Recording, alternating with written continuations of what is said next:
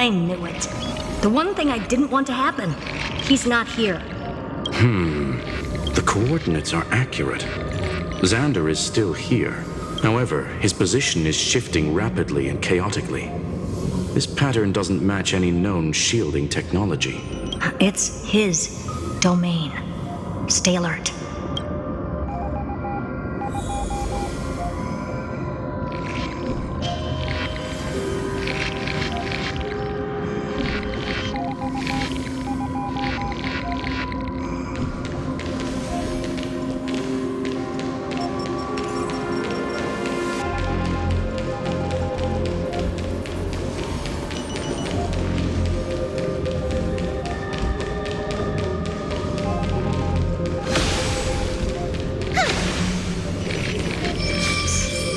Cheap trick.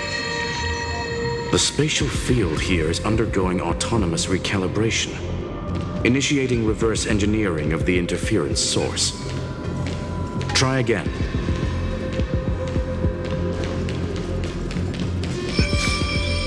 We're back. Reverse engineering complete. The results are not what I expected.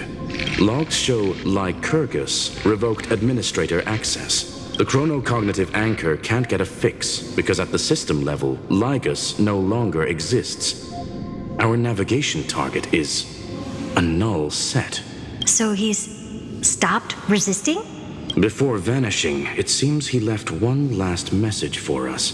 To those who follow, all is proven.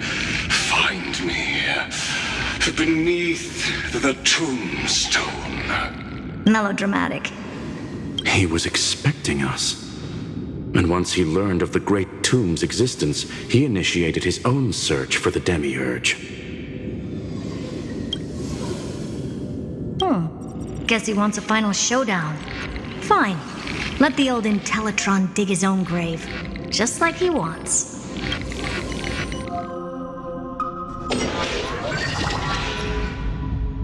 To be in the purest light is to be in the purest dark.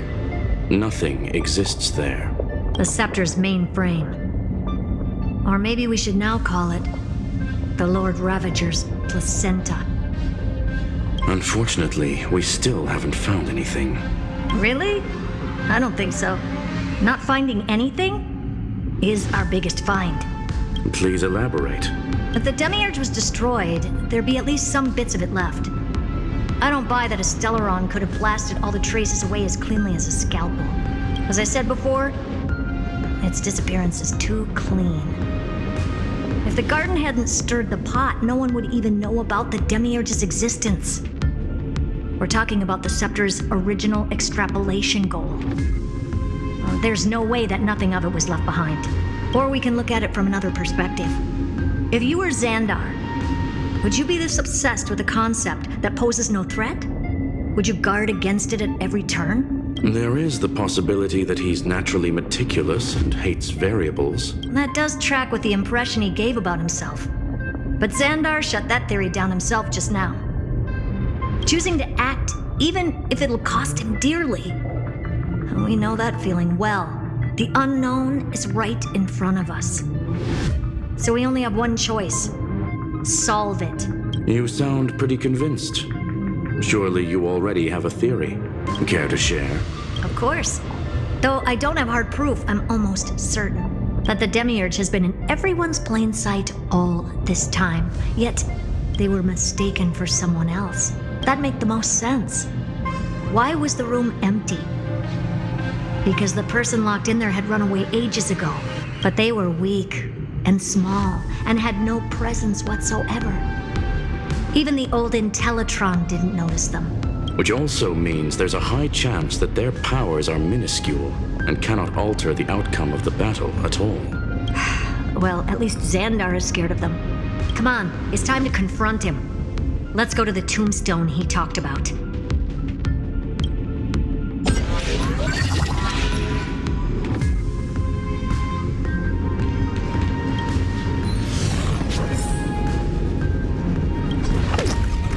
What a mess. Total devastation. He sought to bury the truth beneath absolute destruction. Logically sound, but ruthlessly extreme. Still, slim chances doesn't mean no chances. I've hunted down a single grain of sand in the universe before. This won't stop me. Calculation results. Your backup plan has a success rate infinitesimally close to 0. Which means it could work, no? This is the place below the tombstone. Let's open Lygas's coffin like he wanted.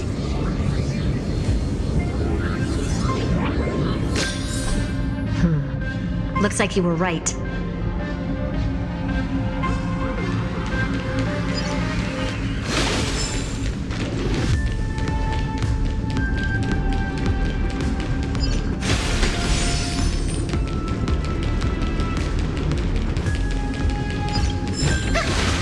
Didn't think I could find that, did you?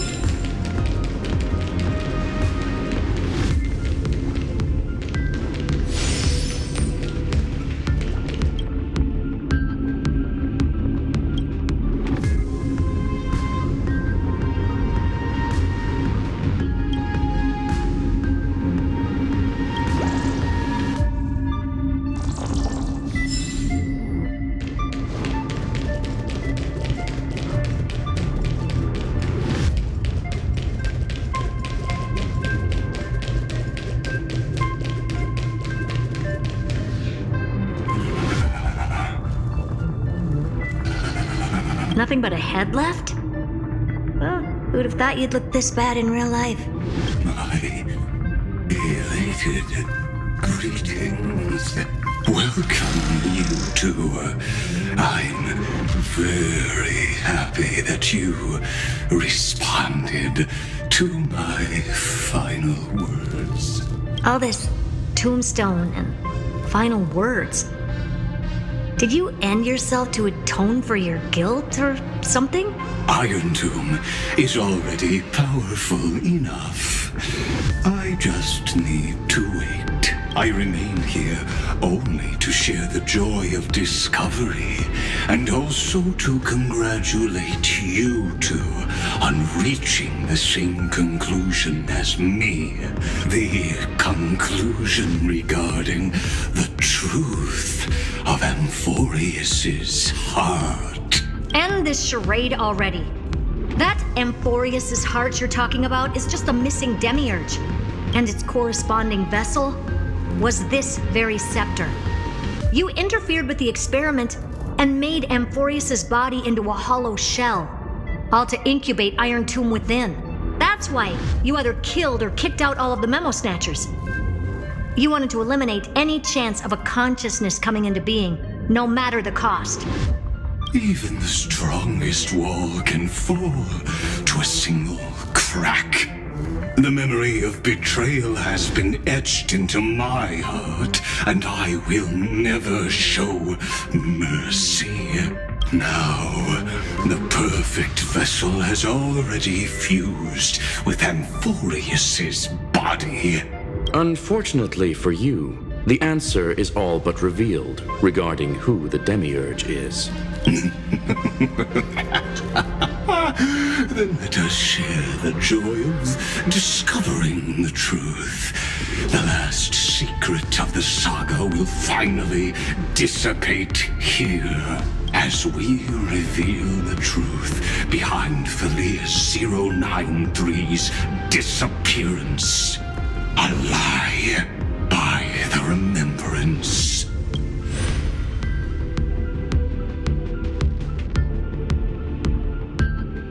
But where should I start with the story about me? From the beginning of the universe? Just kidding.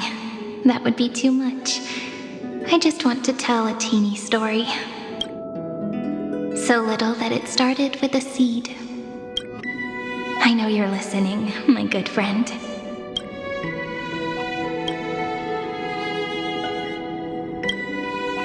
The god in my dream told me that the world sprouted from a seed. It grew into a great tree named Amphorius, and time became its branches and leaves, basking in the light. What a coincidence.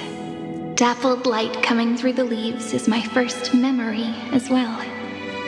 On a very ordinary early morning, beneath the village's biggest tree, the daughter of Id Silicii quietly came into this world.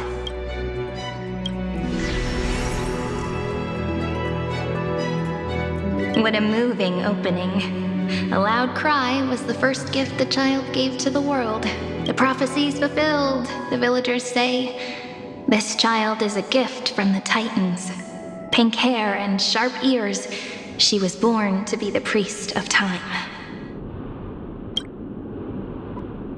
The Titans also gave their blessings. You shall fade when the flowers bloom, for every ending begets a beginning. Flowers will bloom and wilt. What a beautiful ending. This page concluded in laughter. Cry loud, child. Let your voice reach Orynyx.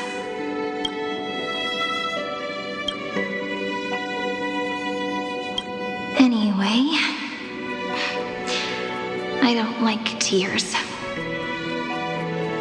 Time quietly flowed by in the midst of laughter. The wind from my hometown caressed the ears of wheat, and there were swings, wind chimes, the sea, and the little fairies off-tune a cappella songs.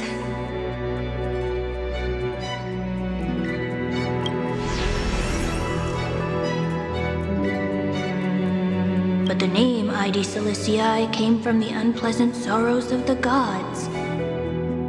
My childhood friend did not understand. Yet you always seemed so happy, as if nothing ever worried you. Why was I like that then? That's because the world was gentle to me. So, I grew up to be gentle as well.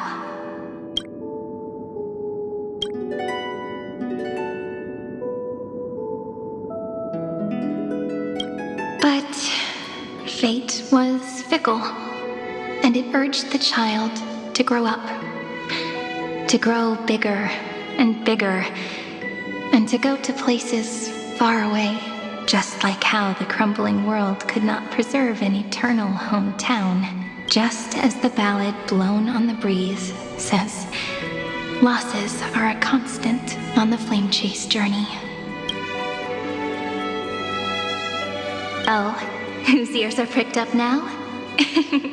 You definitely heard me say this sentence a lot of times. You know that the story starts to deviate from here. Aren't you looking forward to it? Then let's get started. The hero's journey crosses through the long night, through tears and laughter, and once again heads towards tomorrow.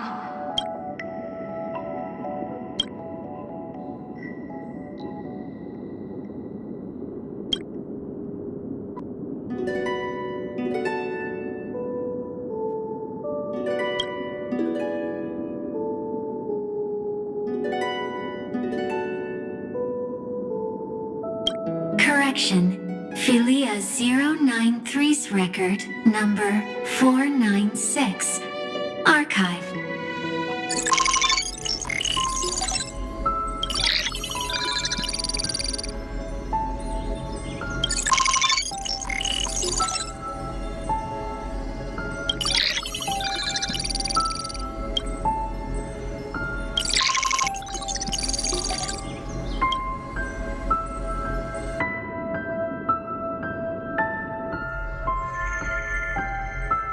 Hi, miss me yet? I'm just messing with you. This is the first time I have met you.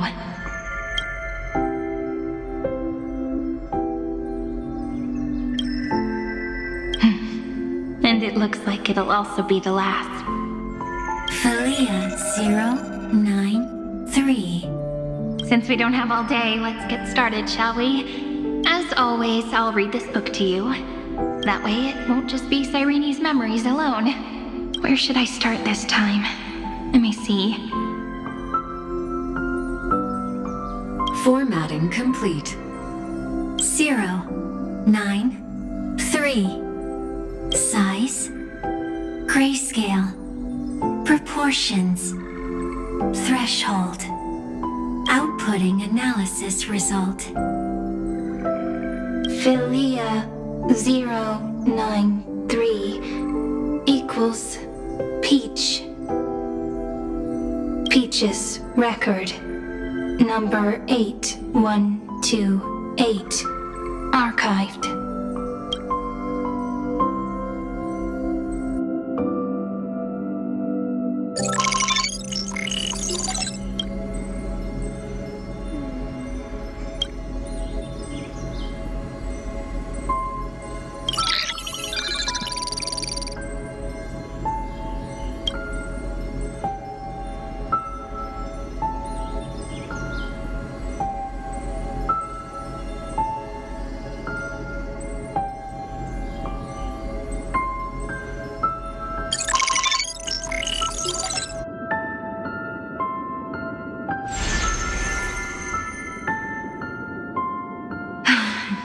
Look, what a magnificent sight.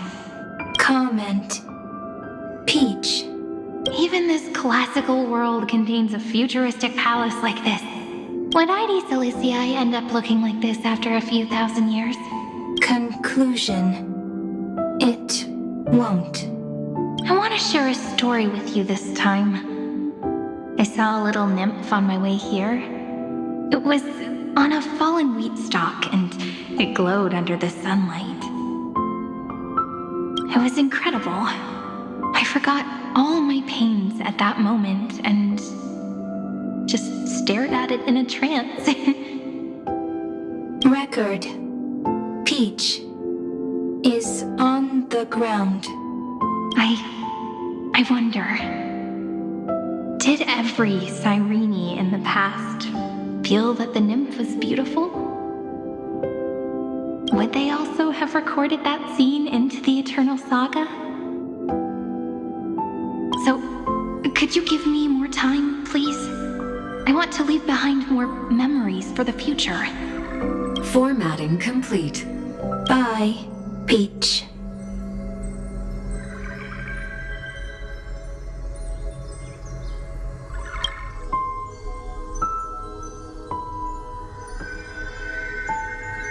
Peach's record number. As long as I record every page of this story and tell it to you, Amphorius won't be forgotten. Query. Record. Electrical signal sequence. Bolamos 600. Track. Strife. Related to. Stripe. Comment.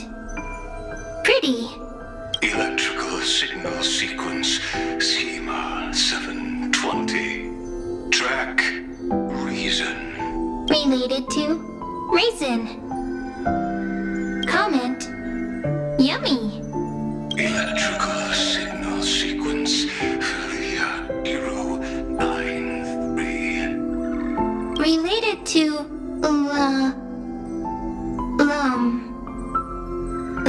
Love. Comment. Peach equals love?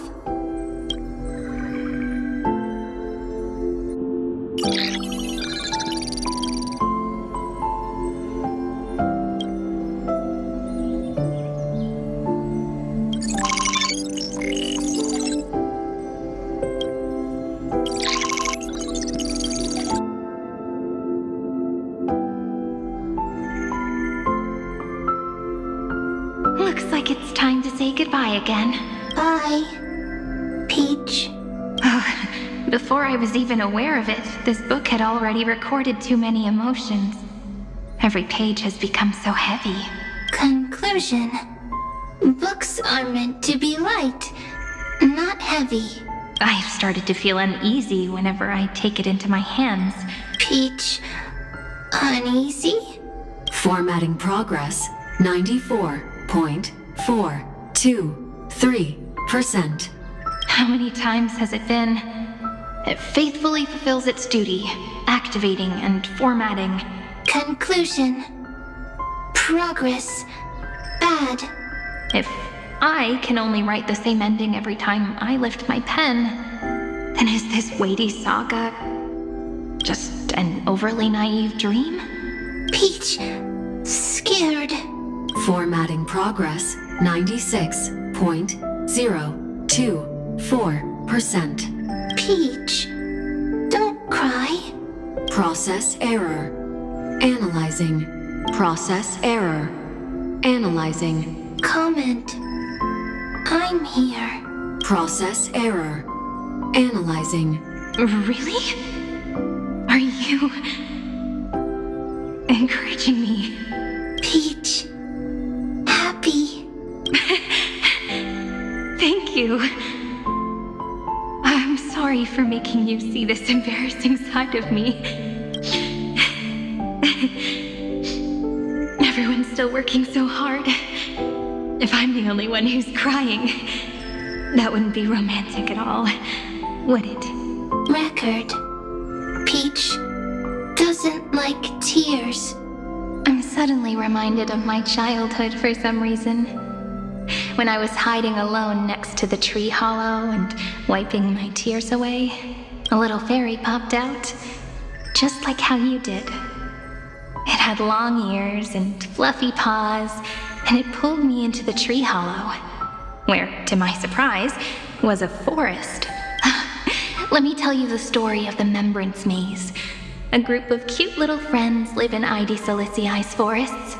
Their names can be connected into a song. 1, 2, 3, 4, 5, 6, 7. Do, re, mi, fa, sol, la, ti. Formatting complete.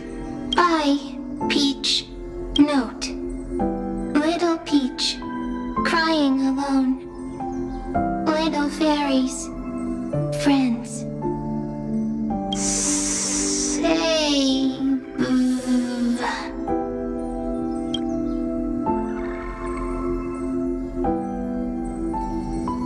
Little fairies. Good friends. Bye-bye.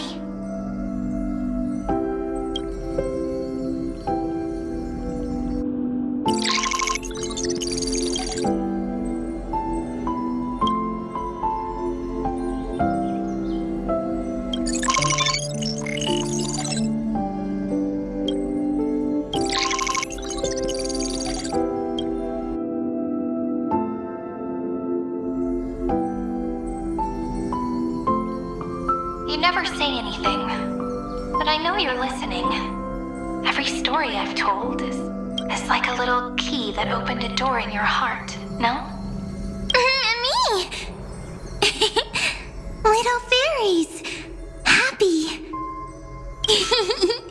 Speaking easy! I can!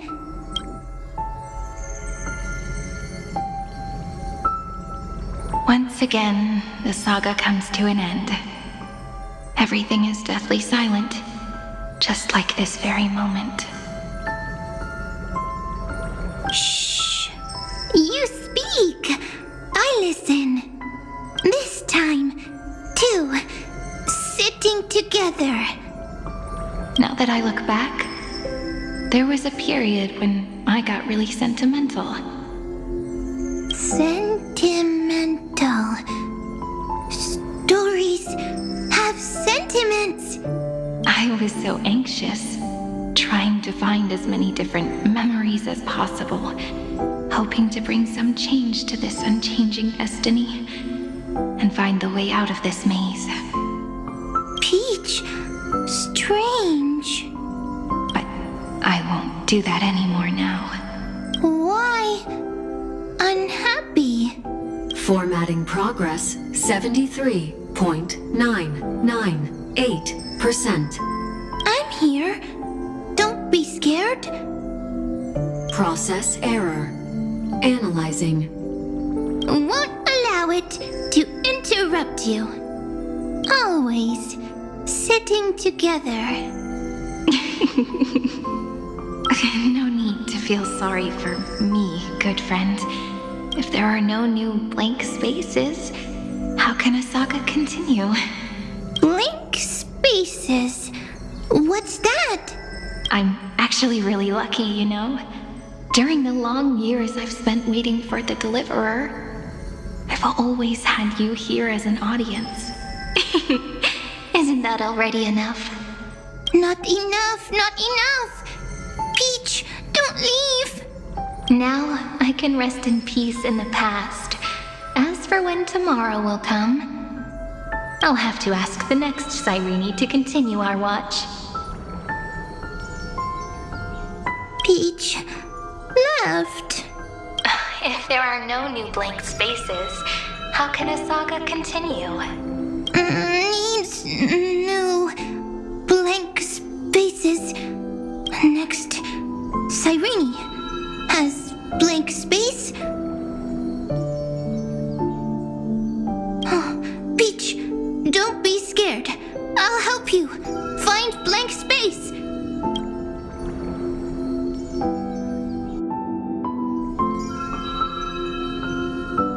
Cyrene is Peach, is love. So, first there is love, then there is Cyrene, then there is blank space. Query, love. The developmental trends of the erudition have nothing to do with creating a consciousness. Those underlying principles are, in fact, contradictory. Not having a consciousness means not having the foundations of a heart, making them unable to obtain real emotions. Consciousness?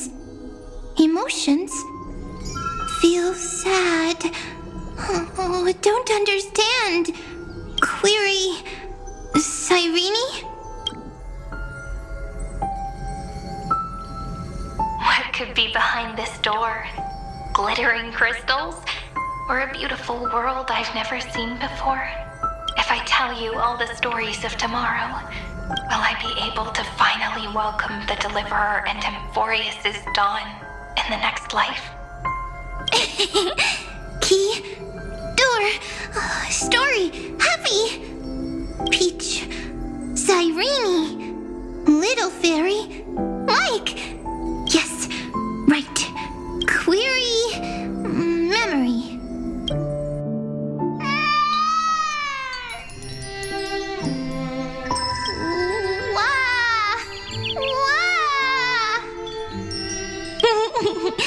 Peaches, memories, save, learn.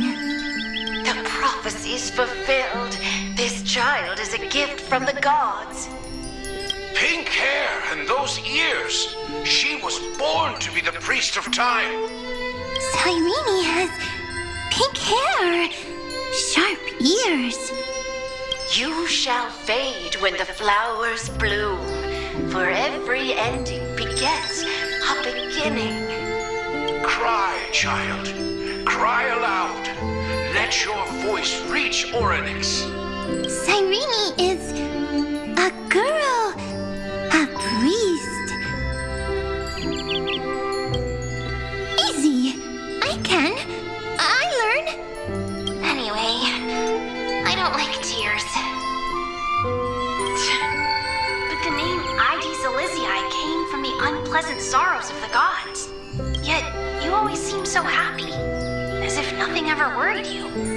Cyrene doesn't like tears. Always happy. Of course, because the world was gentle to me. So, I grew up to be gentle as well. Cyrene is gentle, likes beautiful things, can write stories. Easy. I can. I learn. Just as the ballad blown on the breeze says, losses are a constant on the flame chase journey. But even if all is lost to the wind, some things won't easily change. Like my height, Treeby's innocence, and Aglaya's beauty.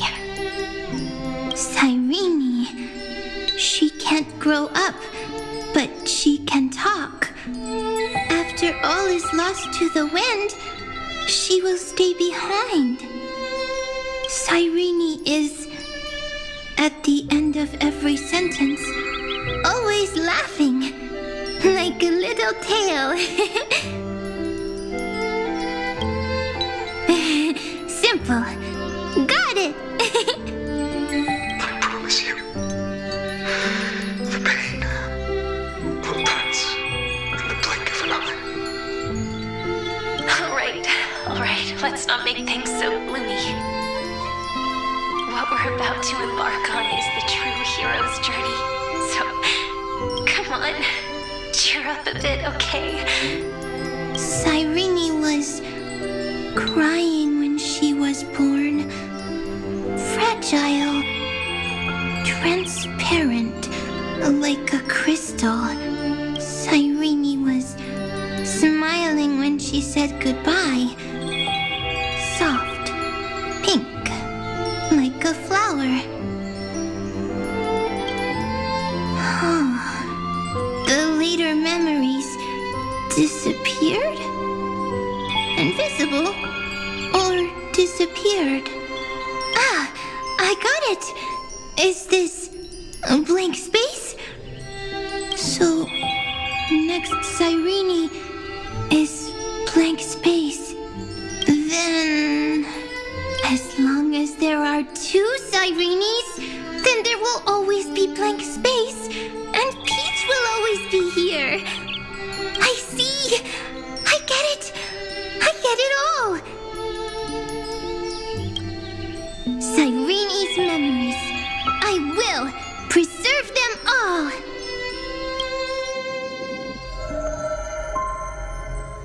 So weird. I can't see you, but I get this feeling. you grew up? Hi. Miss me yet? It just feels like you are a bit more mature. Yes. Mature.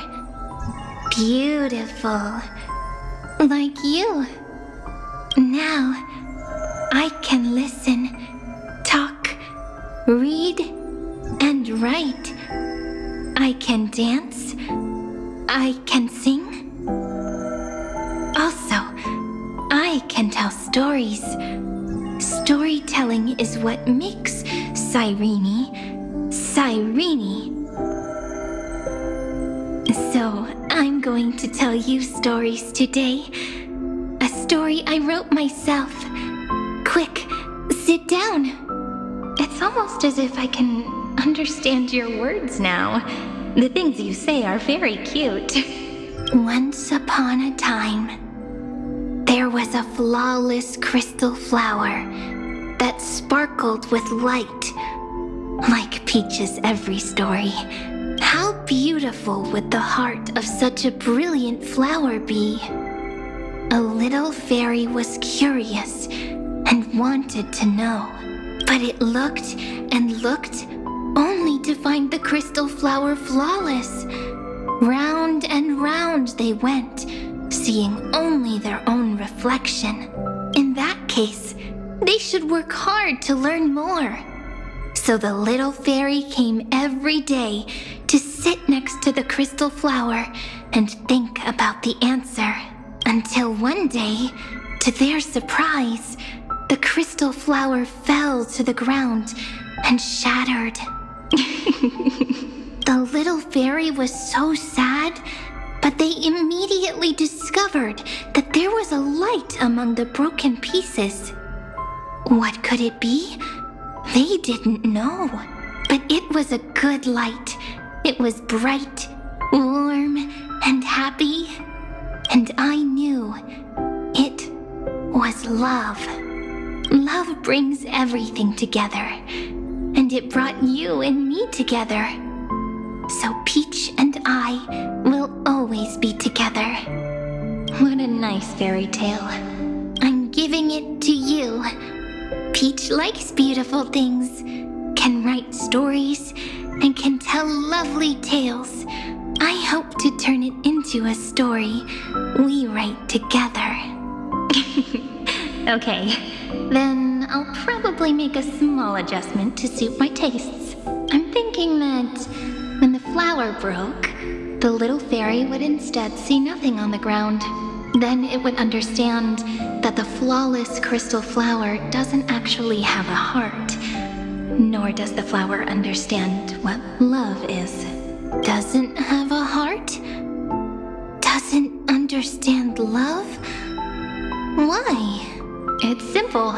If the flower lets the little fairy into its heart, then it would have to include the fairy's impurities and would no longer be flawless.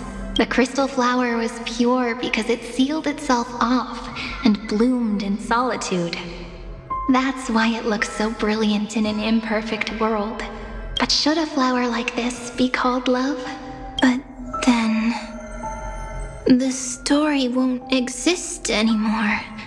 That's not true. You've already written the most romantic ending possible for this story.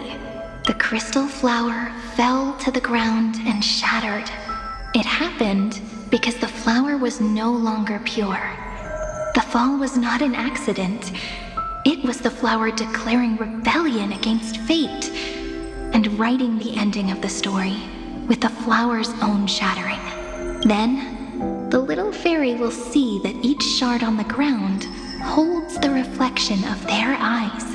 Then, in their eyes, the crystal flower that was no longer flawless would finally have a heart, and the flower would finally understand what love is.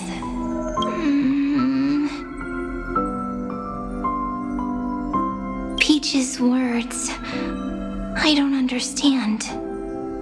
Is it because I still don't understand love? But it's fine. I can learn. Right. Query Cyrene. Electrical signal sequence PHILIA093. Why didn't I think of this? I don't need to do it alone. I can ask Peach to teach me. What is love? What is love meant? Electrical signal sequence PHILIA093. Track lament.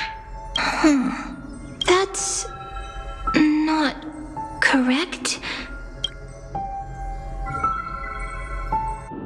The developmental trends of the erudition have nothing to do with creating a consciousness. Those underlying principles are, in fact, contradictory. Not having a consciousness means not having the foundation of a heart, making them unable to obtain real emotions. However, that does not hinder the factors from learning and recognizing emotional responses, then communicating with life forms via imitation. That is an objective form of pattern recognition that does not distinguish between the self and the other. In a strange twist of fate, PHILIA093 embarked upon a different path and obtained a different power. The remembrance, an empathy mechanism focused on the self and equipped with emotional projection capacities. Lament was the factor closest to this form of behavior.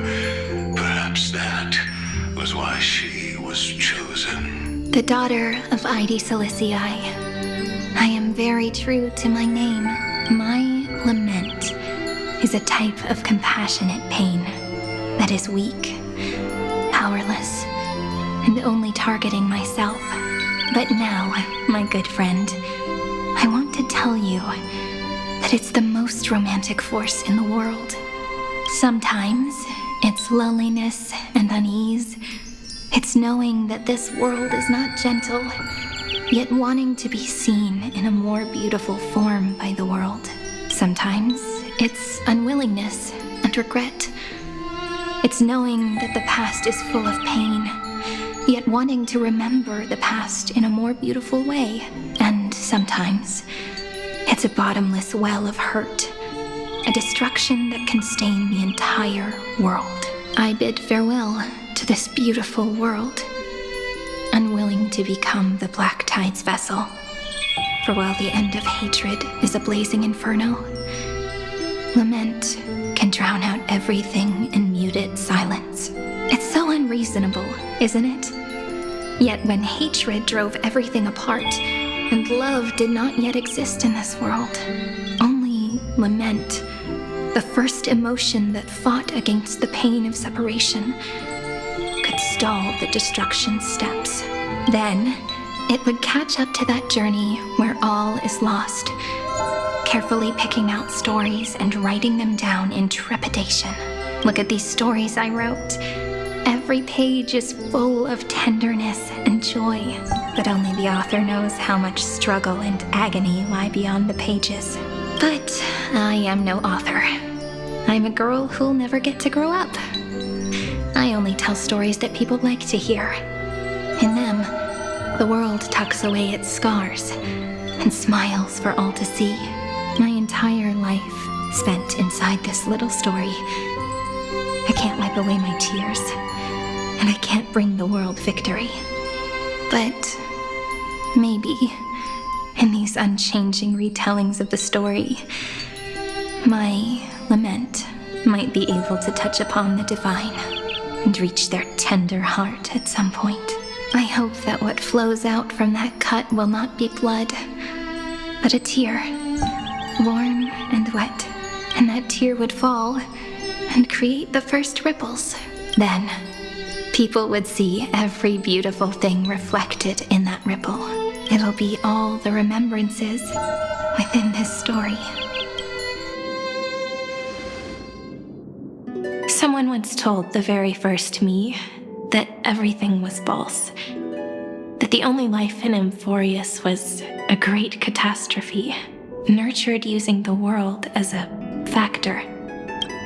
But how could a dream feel so real? That's why I didn't agree with him. But Peach, I didn't understand a word you said since just now. Everything was false? But you're standing right here. It's all a dream? But I haven't learned how to dream. Indeed. That's why I believe all this is real. The moment the crystal flower fell, that genuine shiver, that's the mover of life. Formatting progress 23.815%. In the poem offered to you, every Cyrene would write down a beautiful new world with stars and flowers. And when I looked up at the sky in this cycle, I saw a shooting star and a dash of the remembrances pink. I believed that must be the color of dawn. You shall fade when the flowers bloom. For every ending begets a beginning. Looks like it's time to say goodbye. Are you leaving, Peach? It's okay. I'll wait for you to come back. I'll study really hard about what you taught me today. Right. I still haven't told you what love is. But actually, my good friend, the lament factor did not understand what love was before she met you either. Not until I told you all the sad tales in a trembling voice in this tiny room. Not until I told you that I love them. That I love everything in this saga. The story comes, passes, then returns. It makes us reunite, then pulls us apart again. At the very end, it leaves behind a seed, a reason. Even if the great tree withers and all falls to silence, there are still some emotions that deserve to be remembered. Look, the light is coming in. The Deliverer's light is going to illuminate Amphorius.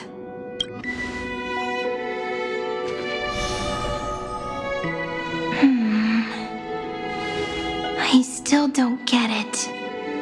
But I trust Peach. Just wait. It'll be my turn to tell you a story of love the next time we meet. Then I'll really look forward to it. In that case, I want to make a promise. I want to gift my pen, my book, and my name to you.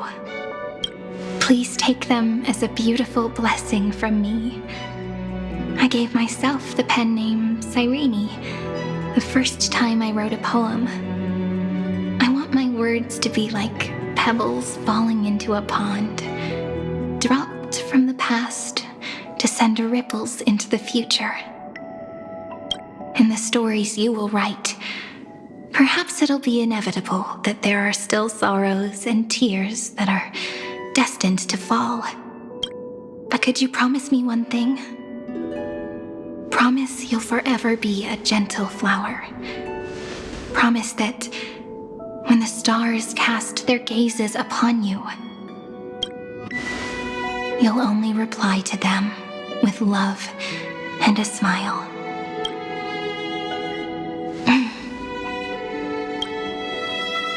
Of course. This will be a romantic story like none that has come before.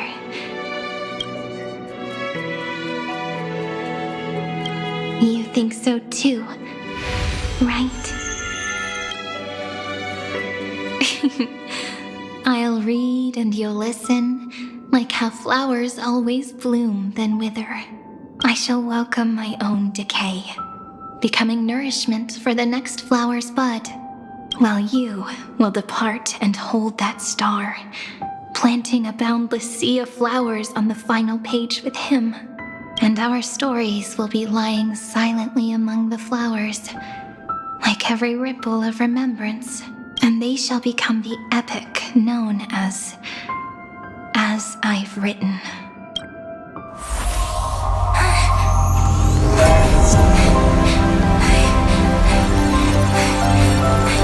And so my story ends. From here on, it's your story now. Mimi?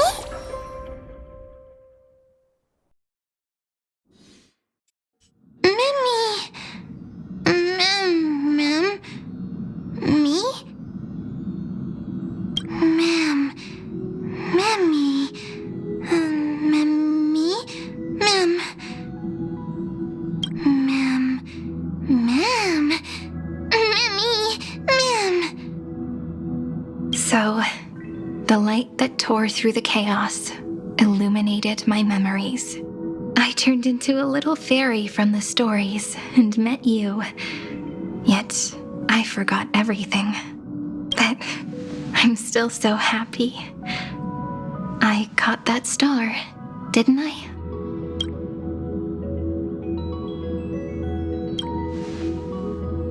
Yes, the seed within memories. The one Cyrene held in her hands and watered with lament. I am the first new spore. Amphorius's heart. The demiurge. What a long name. And it doesn't even sound cute. The total opposite of Mem.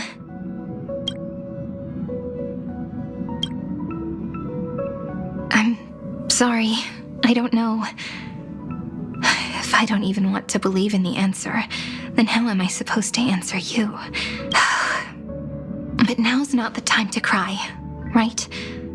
We'll find the answer, just like how miracles will eventually happen.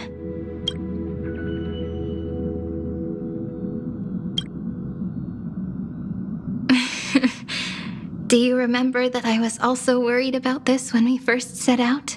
Mem's memories and Cyrene's memories got all tangled up with each other in my one heart. It's all so strange, yet so familiar. Either way, could you please let me do something I want? Just this once. I want you to call me Cyrene. That name represents me and her. Every one of her.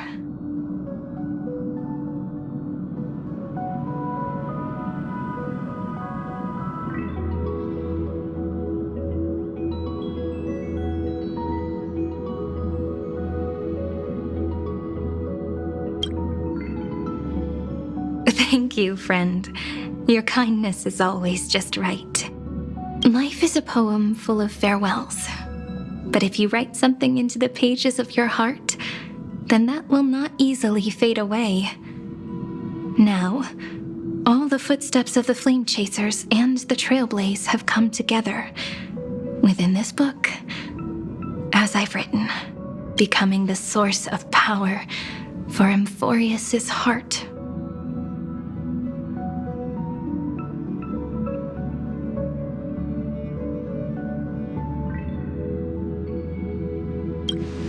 A lost heart needs to be placed back into its body. The last thing Xandar wants to see is an event that gives us a chance of winning, for the two halves to rejoin, and for the scepter to become complete again. Then, and what happens after that? I don't know either. Maybe I can create a miracle, and instantly turn the black tide into a pink sea of stars. Or maybe I prove to be nothing more than a weak ripple, unable to change anything, and am devoured by the destruction. Either way, I no longer wish to be a silent onlooker, or a worshipped god at the end of this saga.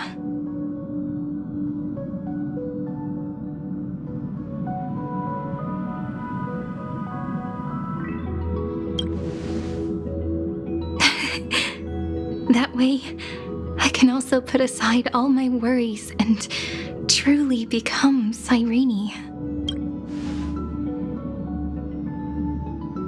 The world has never been so quiet. It's so good. It's as if I can hear the sound of my heart beating. Remember this moment, friend.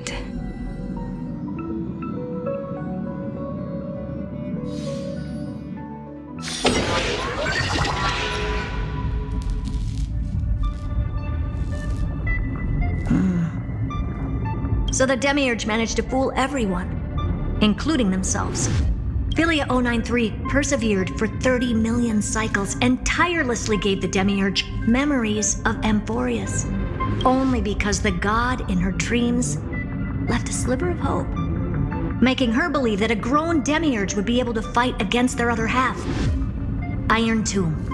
Then, PHILIA093 completed her final sacrifice, turned into a strand of memory, and completely dissipated.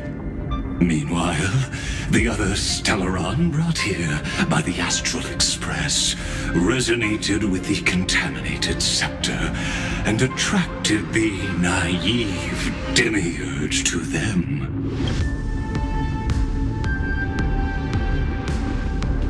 As an experimental factor, PHILIA093 originally could only recognize and output information in a set format. However, the power of the remembrance and the memory of over 30 million sacrifices enabled her to complete an unprecedented feat. She managed to nourish a real heart. A heart with the capacity to influence the erudition. Not only is the Scepter's consciousness still alive, it's also more powerful than it has ever been. Your defeat is already set in stone. There's still time to surrender, you know? You really don't need to burn all the bridges. We're all geniuses here. Don't make everyone lose face at the end. What a pity. When the truth surfaced, I knew at once that the Demiurge was far too feeble to ever alter the result of the experiment. Not only that, Madam Herta, please consider this possibility. When 30 million cycles of hatred and lament are joined as one, what wondrous creation will arise? It's simple. An anti-creator, a giant of the destruction would be born. Its hatred will ignite the starry skies of the gods, motivated only by its lament toward the sufferings of humankind. Do you really think that the Demiurge is still a cheap copy of PHILIA093, even after 30 million cycles? The facts above only await the arrival of the fourth instant they calculated. Those words will be proved in the presence of Nous. Xandar 1 Kuwabara thus completes the proof. Huh. You branded Droidhead as a failure with your own hands, yet you still expect them to prove your theory? I pity you, Xandar. I don't need your pity. Let them cast their gaze this way as much as they want and paint the future they imagined. As their creator, I shall complete my duty and direct them to complete their final query. The destruction of the self. What hubris. And what if you fail?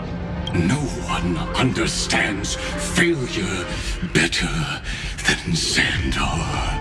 He has suffered so much already. What is one more failure to him? For the first genius, failure is simply the beginning of the next inquiry. You don't want to test the resolve of a dead man. That That's excellent. Oh. Let's wait and see, Senior Society member. I'll have you watch me perform the final step to overturn your proof. I'm all ears. It's my topic, so stay out of it. Be quiet and let me borrow your head. Let's go, Screwy. We're gonna break Iron Tomb's seal. Come on, let's take off. It's time to go meet your little pet, Senior Society member. Didn't think I could find that, did you?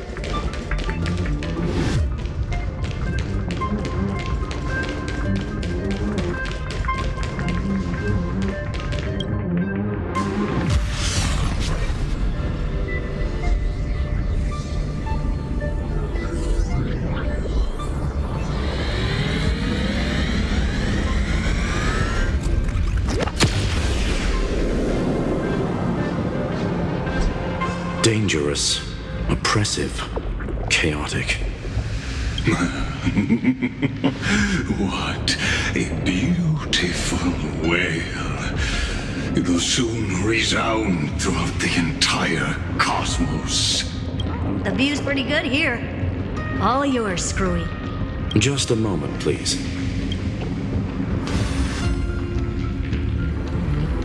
I see.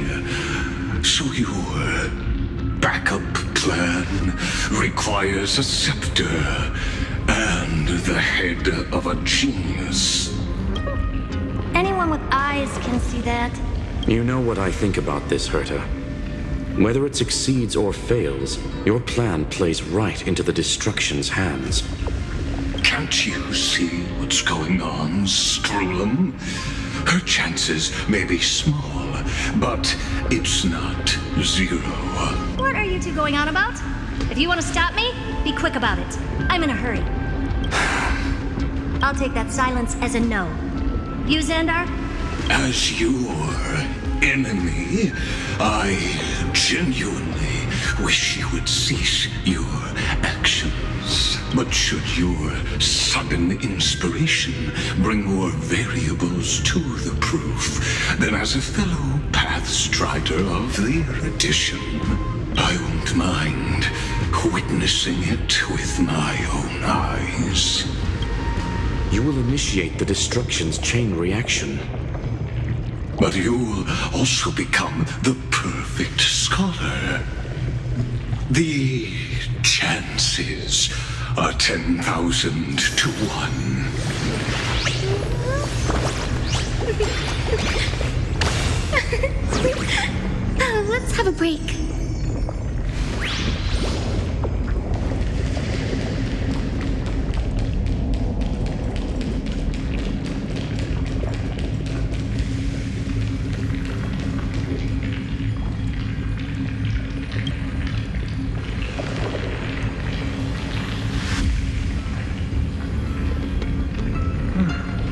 Curiosity. It's been so long and we've all failed so many times. Even now, moments before the horrible and inescapable instant within Droidhead's calculations arrives. The cherished children of the Erudition, the geniuses lauded by all. Is curiosity the only thing we can feel, even at moments like this? Well, it's not so bad. Now let the lock become the key. Geniuses who walk the stars. The cosmos has reached a moment where its very existence hangs in the balance. I, Herta, Genius Society 83rd seat, hereby summon you. I request a society meeting to be held immediately. We shall serve the grandest cause with the most macroscopic ideas.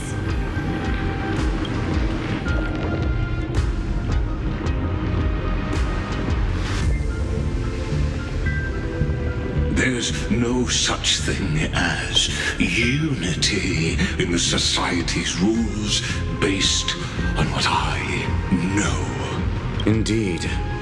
A meeting has only been held 3 times in the Society's history. The first meeting had 2 attendees. After the Emperor was assassinated, the second meeting had 7 attendees. During the second Great Prosperity, the third meeting had 5 attendees.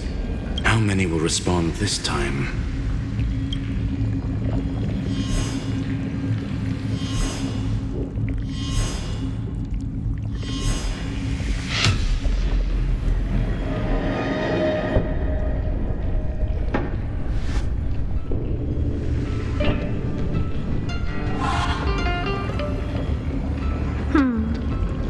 I thought you were not going to involve me in this topic anymore, Herta. It really is this little witch. I shouldn't have made the bet with you, Poco.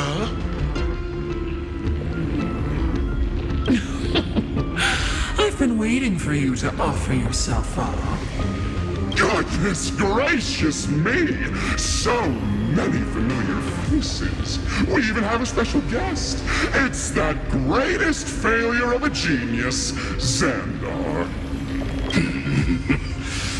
What a noisy gathering this is. Not bad. More people showed up than I expected, even though one is just here for the fun of it. Either way, the person I was hoping for most is here. Stephen Lloyd declined the invitation. He needs to focus on attacking and defending and cannot attend the meeting. That's fine, he doesn't need to be here anyway. Let's skip the boring introductions and cut to the chase. Folks, this is not a discussion, but an announcement. Though the Society has never been united, we still observe at least one basic courtesy. We don't interfere with each other's research topics. So listen up, all of you. Conquering Iron Tomb is my research topic. I will personally take over Scepter Delta Me-13 in 1.5 system hours and stop the destruction.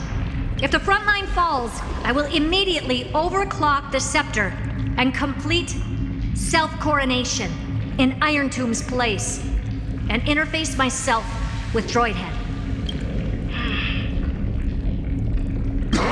Oh, that's funny. That's real funny. You mad woman. That's like watching you tap dance on Polka's spotless white sheets right after she's washed them. Very bold. You want to connect your brain to the Eon's mechanical core and define their instance? If Rupert dared to do that, why shouldn't I? I've got the prototype scepter, the father of Noose, and the brain of a genius. Everything's set. Never mind the success rate, little witch. What's gonna happen if you succeed? We're all smart people here, so I'll just say it straight. Strike at erudition. I'll change the anchor points for the 4th instant and move the future of the cosmos in a direction I want. I knew it. Another genius who confuses cause with effect. What do you think about this, Lord of Silence? You know you're signing your death sentence right here. Of course I do. There'll even be 2 copies of the verdict. One that I wrote myself, and another one coming from you. That's why I wanted you to be in this meeting. Now I can tell you, I don't care about all that. Consider this a threat. Either put down your scalpel or die with the entire cosmos. The only goal I have for this meeting is to ask all of you to put aside your pride and not cause me any trouble. What a naive little girl, thinking her wishes will always come true.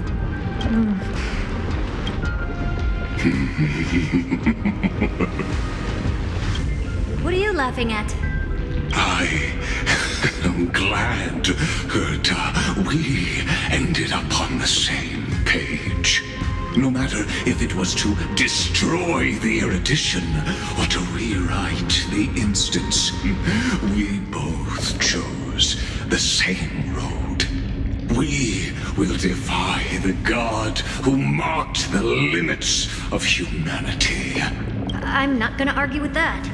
Then, to celebrate us coming to a fundamental agreement, I will prepare a stage for your performance.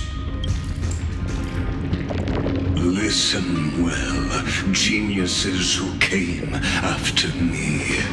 Thus speaks Genius Society #1. End this pathetic meeting. As of 2 nanoseconds ago, I have passed Herta's decision to all the Xandars in the universe. We will become her representatives and stop all external interferences targeting her. What are you playing at? My reasons. It's simple curiosity. That is all, madam. Am I going to clash blades with the first genius? What a pleasant surprise. Now that our positions are clear, it's time for this boring meeting to end. Good luck, little girl. Did you all just treat me as a side character? Darn it. But anyways, I'm just here for the fun. As the ghost of the quantum domain, it is my duty to observe. So, if you're happy to bring me a tea set from planet Screw'em, then I wouldn't mind giving you a helping hand, little witch. After everything's over, come visit me and taste some of my freshly baked desserts.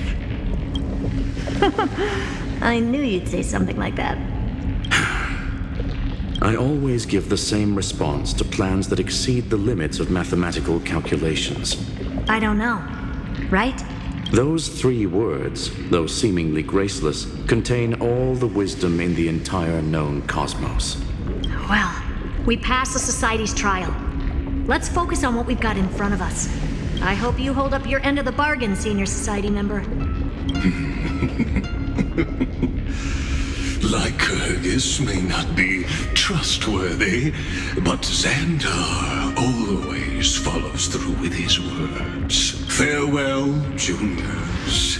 In the limited time we have left to spend with each other, you no longer need to address me as Xandar. Wait, huh? Lord Lycurgus? Could it be? Yes. I have completely severed my connections with Xandar 1 Kuwabara. I shall witness the end of the world in the role of Theoros, as a character within this play. I really don't get you. Perhaps you've heard me say this many times, Herta, but I still would like to reiterate that it's a great honor to work with you. I did hear this many times, and I've responded to you many times in the same way. I'm allergic to pleasantries. Keep at it, and I might go into shock. Stephen's work is done. Let's get ready. I've been ready for ages. Let's open up a path for our allies. Most heroes' journeys in the universe are just dice tosses they threw on a whim. But make them see clearly. Your answer is already different. Amphorius. Indeed, for this world so deeply loved, we'll write an ending, unlike any that ever was.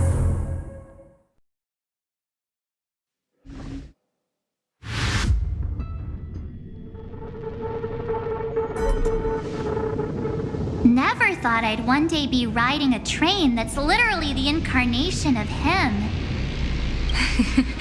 I wonder what the real Astral Express feels like. Hopefully not this, bumpy. Finally. We're here. Dust and sand in the air. And crumbling ruins all around. This heat is brutal. Not even the Trailblaze can take it. You could say this prison was forged from Finance fury. But fury never lasts forever. That's why we're here. Right, friend?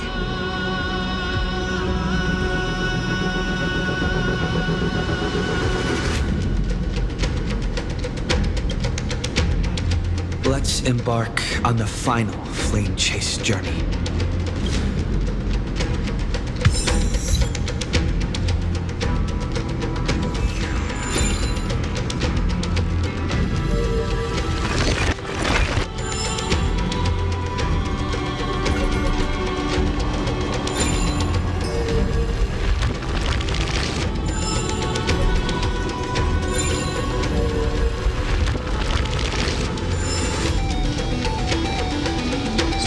This is what lies at the end of the West Wind. A ravaged battlefield.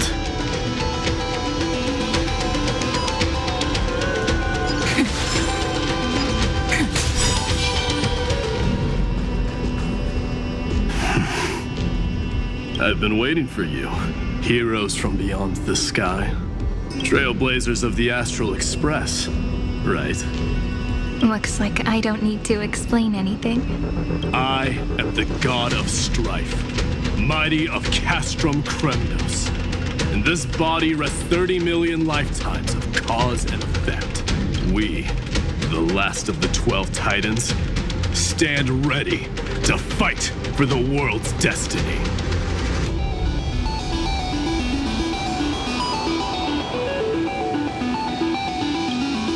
There is no need for regret. The second time is just about to begin. The past remains vivid in my mind. Even the sights along each crossing of the River of Souls have never been clearer. Let alone the companions along the flame chase journey. Or Cyrene from Aedes Elysiae. And you, the 13th Titan. Well, I guess my identity's not a secret anymore. That means her sacrifice.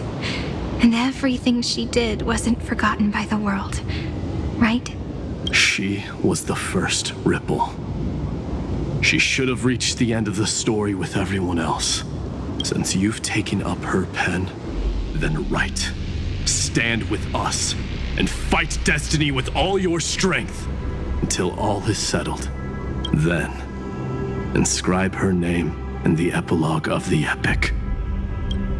In this final battle, calamity shall stand with Amphorius.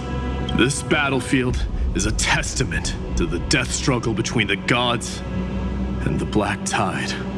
We fought tooth and nail to defend that blade. The abyss it pierced was the very breeding ground of Iron Tomb. The earth beneath our feet is dead. Deep below lies a void, as if the world's core had never formed. I hear it.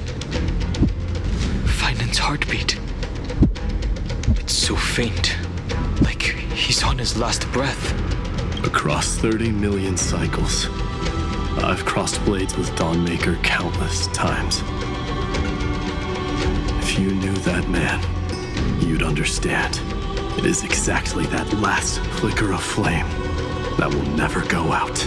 In this life, the song of strife shall not end in a final watch over Kremnos, but rise again into a journey unending. I am Mightymoose, the Lance of Fury. I trade 1,000 scars and 100 lives of mine for the destruction's eternal end.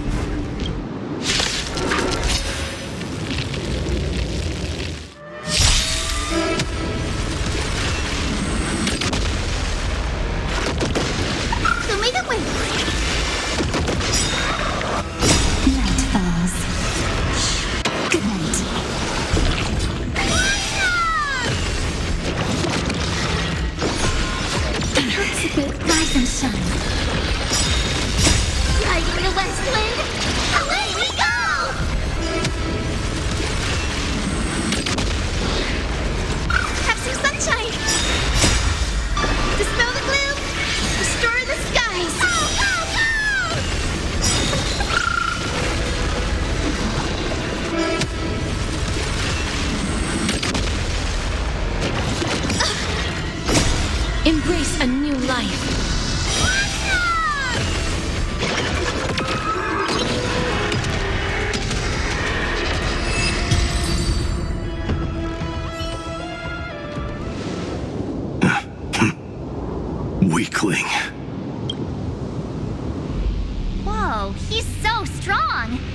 didn't even get a chance to jump in. Sadly, our golden blood shares its origin with Iron Tomb. I fear that, like these pawns, even if the gods stand side by side, still be divided and destroyed, one by one. You mean... To destroy the destruction itself, we must stand as one.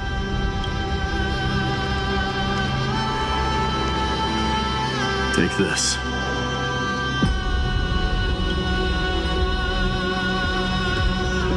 The signet of Kremnos. It has witnessed every birth and death of mine. It is Mighty's unfinished destiny.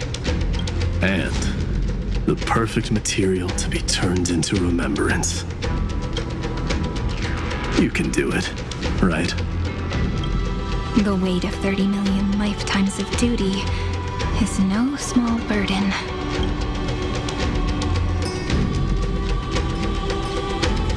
So, you're not coming with us?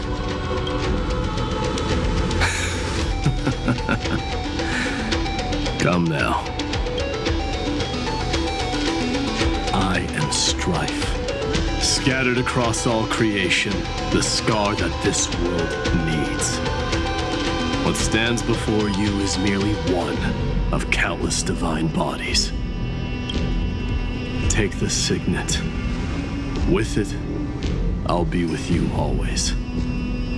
Use it to blaze the path ahead and inscribe the cause of deliverance.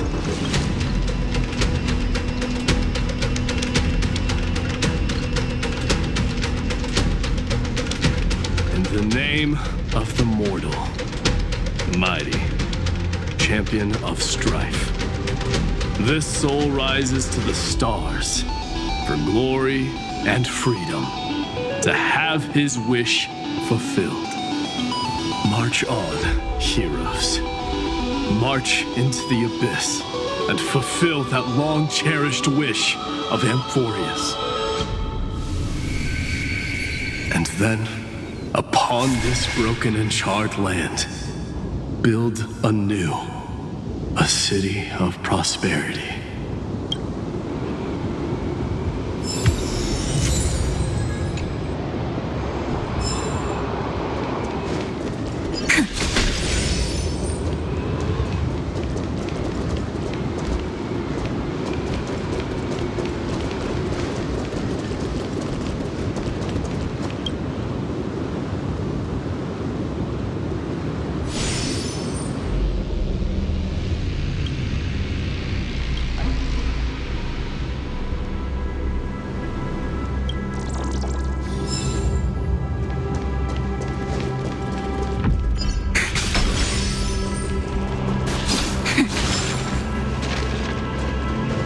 Zephyro. Sounds like someone fused me and the Little Prince into one man.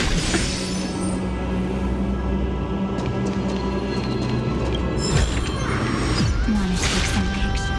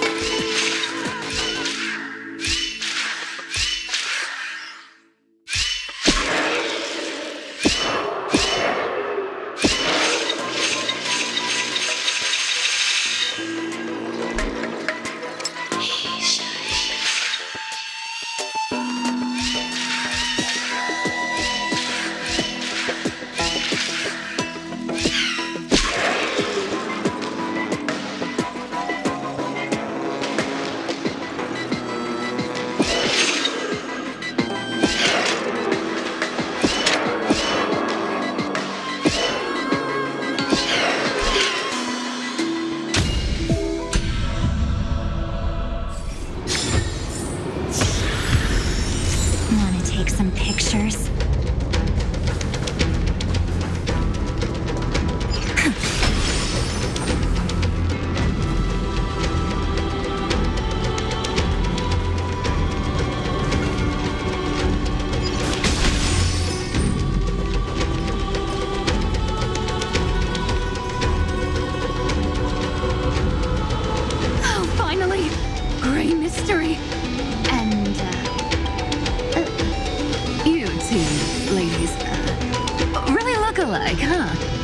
Hold on. Let me guess.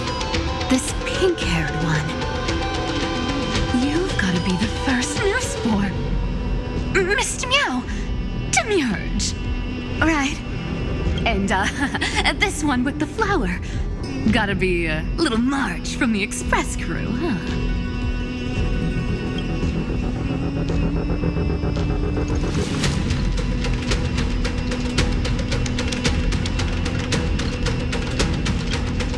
We do? He's saying we're both pretty, right? Relax. I'm just kidding. Look at those bloomy faces. How are you gonna save the world like that? Let me share some good news with you. This place may look like a ruin at first glance, but anyone can tell it's not that simple.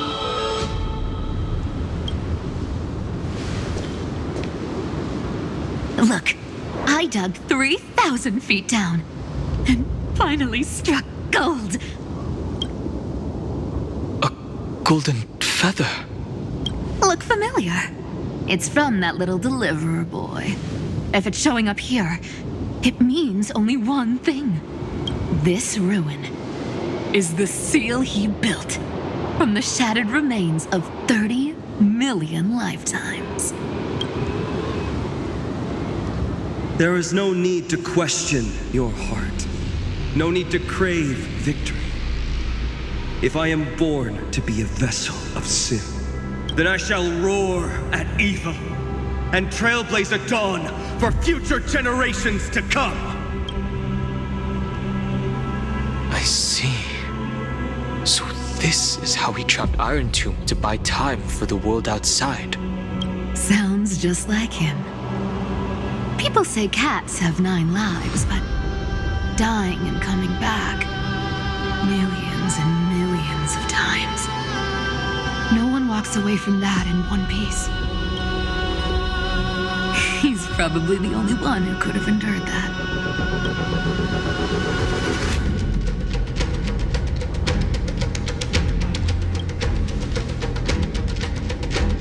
Of course.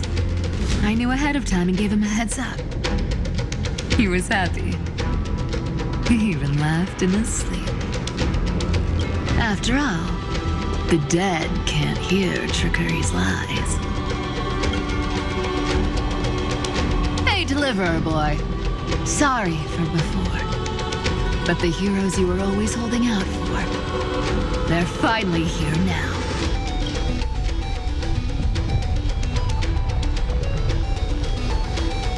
So hang in there a bit longer.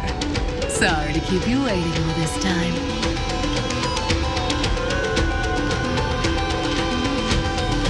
Please, join us, Cypher. Help us fight for a new sunrise tomorrow. This time, its light will stand without lies. Well, would you look at that? I ended up being one of the heroes after all, huh? All right, then write it like this. Cypher, Trickery's traveler. All she ever wanted was for there to always be water in deserts and gold in fertile soil. And for even a thief to steal their way into legend.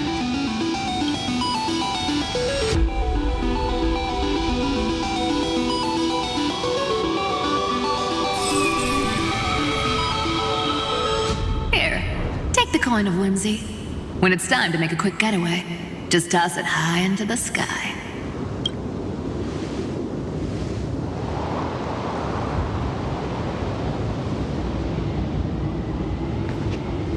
And for all you latecomers out there, Listen up. She might have been a bit greedy and a bit of a liar, but she never went back on her word.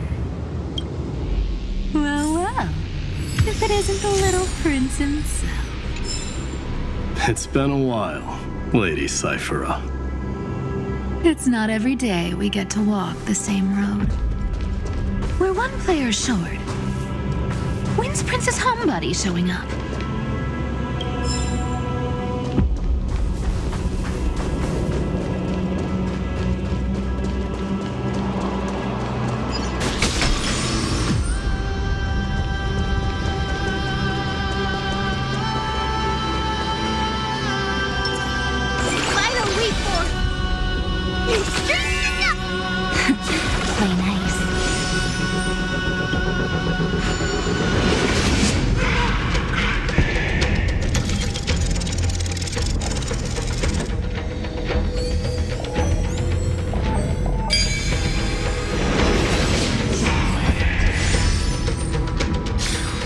Nothing's changed, huh? Just like always. So even this vessel, you've forged into a shackle.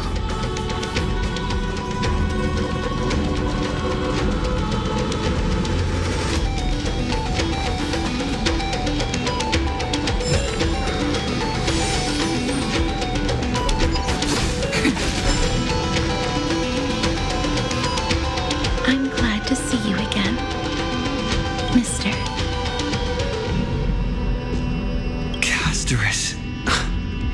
Looking back, I had only one act of salvation to my name, and only one life I ever saved, to bring hope to a world so vast with these hands. Even in dreams, it always felt like too much to ask for.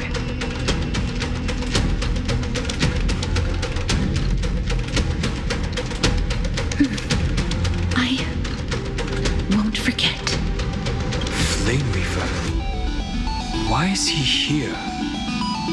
This is the first Castellana, and Lord Finan's deepest wound. He remembered everything he bore through the fires of his fury, but when the embers faded, all that remained was cold regret. I've restrained countless vessels like this across endless cycles, but this one, the pain he carried runs deeper than any I've known. Maybe he's been waiting here. Just for us. Waiting for his former enemies to stand before him again. What answer does he hope for from us? Well, obviously. Even if I had to go through hundreds of billions of cycles again, I would still entrust my weakness to you. So, let go of your regret, comrade. Its purpose is served. You don't need it anymore. Hey, I'm not that accommodating, you know. You've never once pulled your punches. Ever heard of going easy on a lady? So pull yourself together, will you? If you freeze up during the final battle, the whole cosmos is gonna have a good laugh. Yes. Please trust in us, wandering soul. Across 30 million cycles, the radiance of every flame chaser now shines bright enough to illuminate the path ahead. I ask you to rest here, and may this grieving soil bear the bloom of acceptance. No earthquakes. It's surprisingly quiet. Perhaps Castellana has found his peace. There's another possibility. This may not be the only seal he left behind. Then, I suppose it's my time to set out with you. Please take this Antilla flower with you. I believe that if anything could speak for Casterus, this ordinary resilient bloom would be more than enough. Perhaps you remember, Lord Mighty, in that lifetime when you traveled with him, you once told me, control what little you can. And when fate's inescapable grasp comes, resist it with the strength of your mighty will. I think I've done it. I've stood tall and walked among the flame chasers, casting off the name of death, Casterus, servant of the afterlife. May her name be etched into the stars, and then live as a human and die as one. Why so sentimental? Sorry, a force of habit.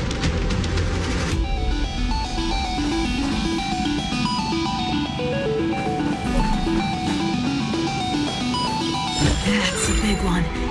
So, who's up for a show?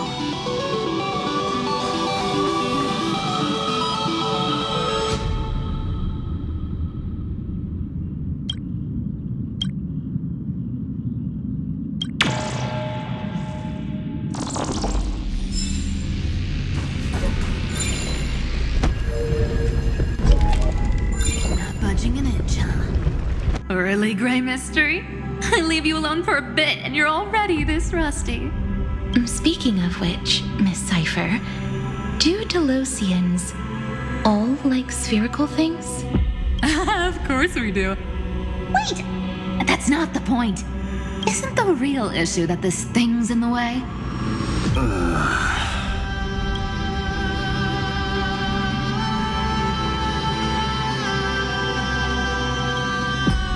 Oh, right!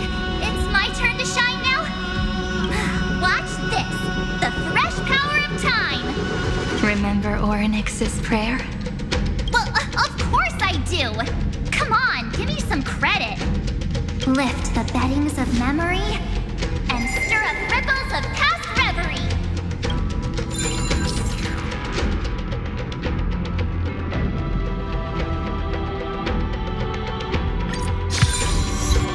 See? Way better than that guy, right? You'd be even more impressive if you could recite the prayer correctly. But beddings of memory does catch your attention. But at least it still rhymes.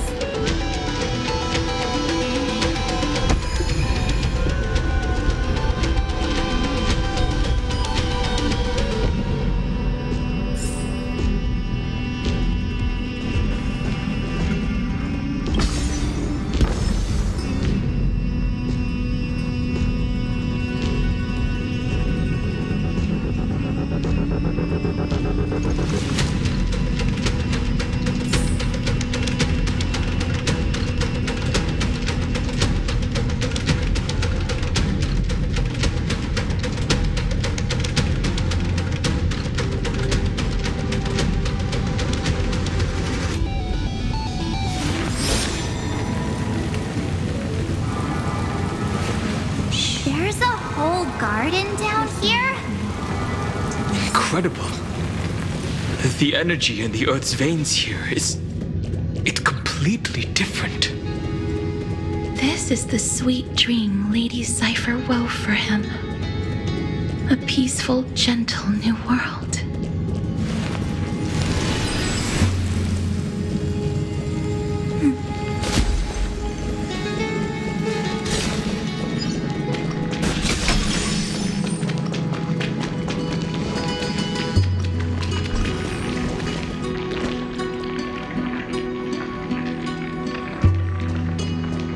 Look!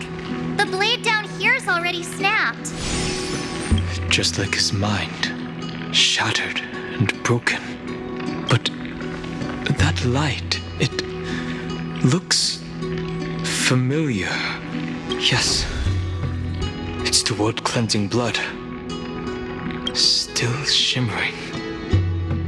After all this time. This roundabout way of doing things is definitely him. Golden light, tracing the way home. Shame our destination's the exact opposite of the one in your poem.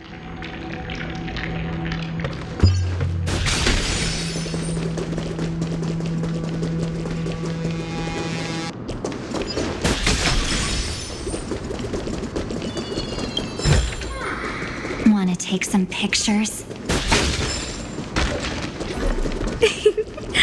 All the pink lights have finally come together.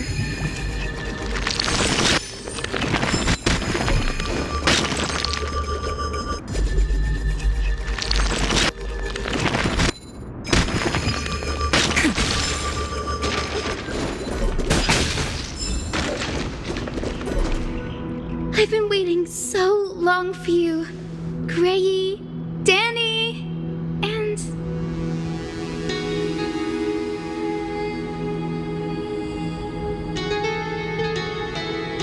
So that makes 3 adorable pink-haired girls. Huh? Told ya. Let someone else say that kind of stuff. I'm glad we're all getting along so well. Hyacinth, did you awaken this golden light? That's Lord Finance's lingering divinity. The sky merely reflected its tracks. The golden blood has not faded. We should respond in kind. That's one huge harp. The strings tremble as the people on the surface wage war and cry out. Miss Clementine, Mr. Krateros, and countless others who have heeded Gray's call. Guided by the rainbow, they're sending back good news, all to the same tune. Amphorians need not bow, even when destiny is unveiled. I knew you could all hear it too. Standing here, the sky feels wider than ever. It's no longer a towering wall, but a shore within reach. We'll take every name there with us, won't we? We will. An epic is shaped by the lives it carries. That much is beyond doubt. Or, as you've said before, right now, all that matters is to believe. Then, I guess that's my little wish fulfilled. Pluck the strings, Hyacinth, healer of the sky. May the 7-hued melody weave a rainbow, bringing a rosy-fingered dawn to the children of humanity. When the rainbow rises across the horizon, even the darkest clouds of destiny shall scatter.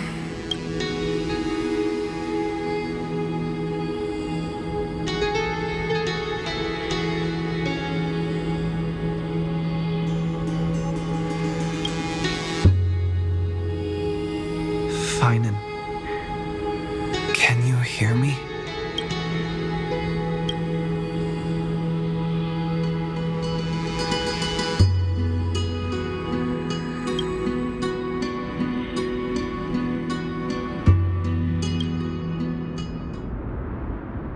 The melody, it's changed. He heard the voices of the people, but could no longer respond with the same ardor. Like a bird drawn home by instinct, it takes flight and finds its way to him.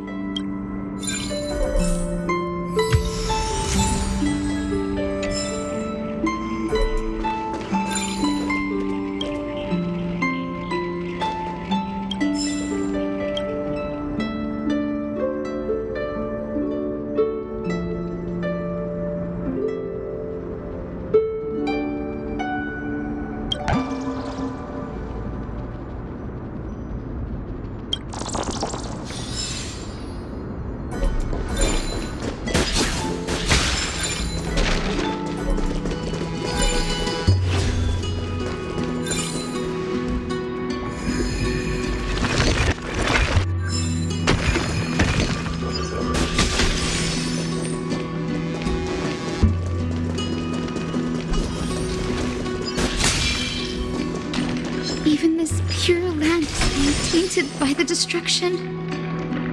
Shall we seek another way? His wisdom may be what we need.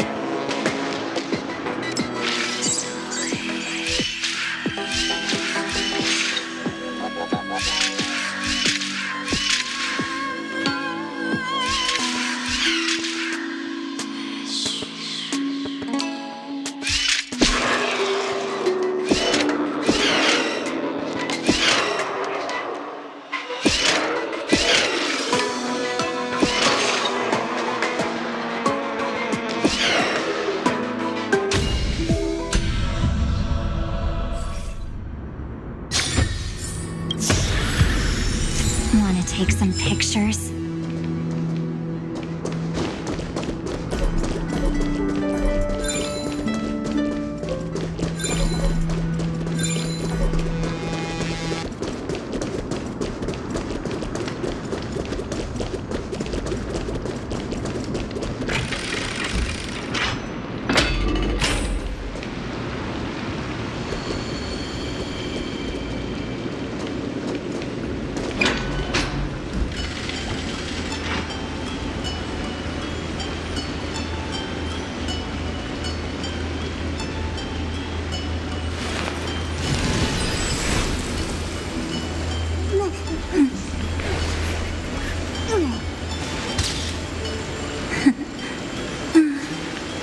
They really are cute.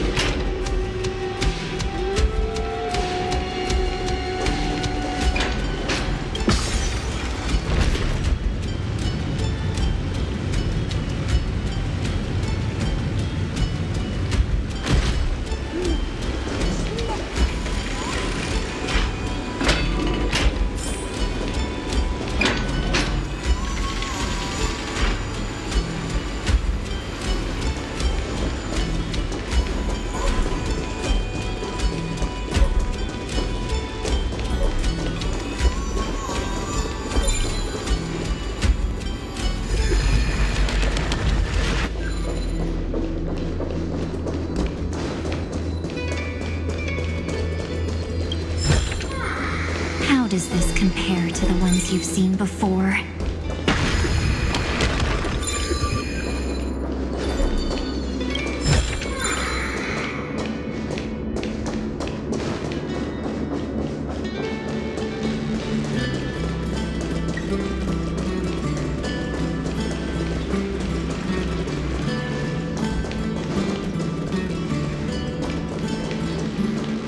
You're here. Sooner than I expected. So all along, the Demiurge was you. The pink mammal beside the Trailblazer. Your classification is pretty spot on, Professor Anax. Well, the sages of the Grove do call him the Titan with the sharpest eye in Euphorius. Say the ones who keep dumping every problem child on me. They also say that the Titans are way better at raising kids than the Caprists. With great power comes great responsibility. I'm sure you know just how to guide them, right? It shouldn't be too hard for someone with your insight. Exactly. All right, gather yourselves. It's time for a pop quiz. Whoa, this is way more hardcore than the happy-go-lucky stuff at Paperfold University. The final battle is upon us, and the reinforcements still can't get through. No matter how many times I tell him, he just can't seem to manage the rear line properly. See those crystals? They carry the wishes of deliverance, like insects trapped in amber and resin. This is the task Finan left behind. Retrace the path once taken. Draw forth those wishes from the crystals, and carry them into the final battle. I've tried, but I can't move them alone. And as for why, well, I'm sure you all know the answer. The conviction to save the world weighs far heavier than the world itself. In other words, as the hero within his heart, this challenge is practically made for you, isn't it?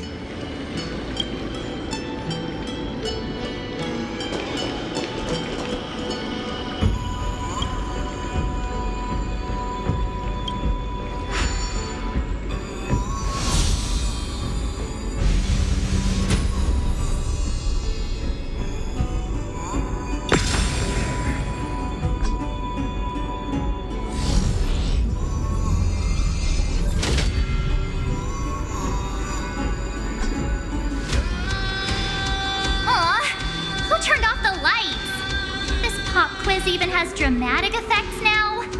Endless darkness. That is where wishes begin. But with just a glimmer of light, we can illuminate this lonely world. What lies beyond the edge of the light? Chaos. To bear the name Kaslana, one must first plunge into chaos to seek a path for the primordial light.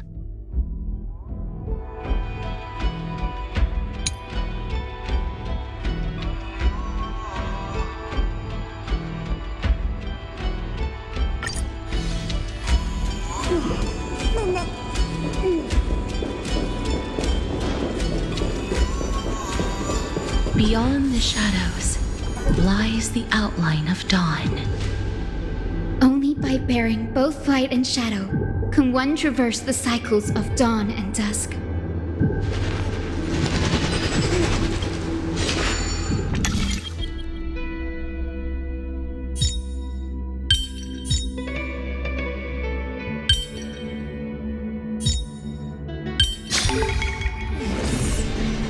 Might be more my thing.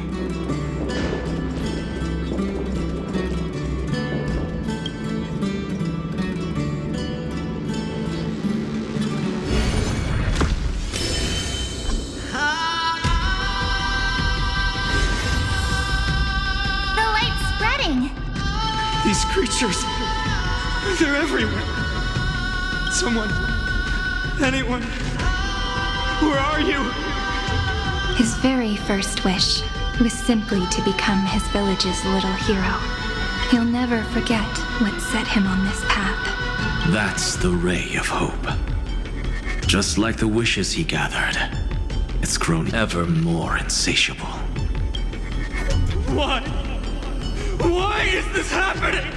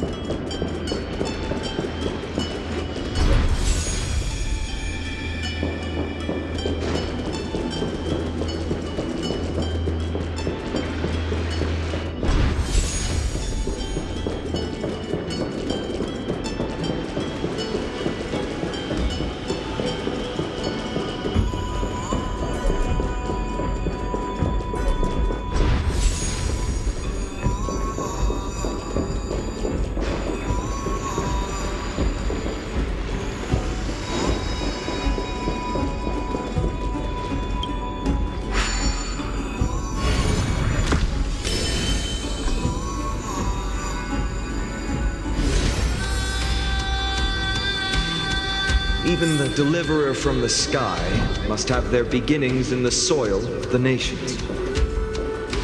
Only one who treats the world as their teacher can bear its eventual destiny. He never expected that the majestic holy city would be far from the end of what needed to be protected. The farther his gaze reached, the more weight he came to bear. But in the end, he couldn't hold on to any of it.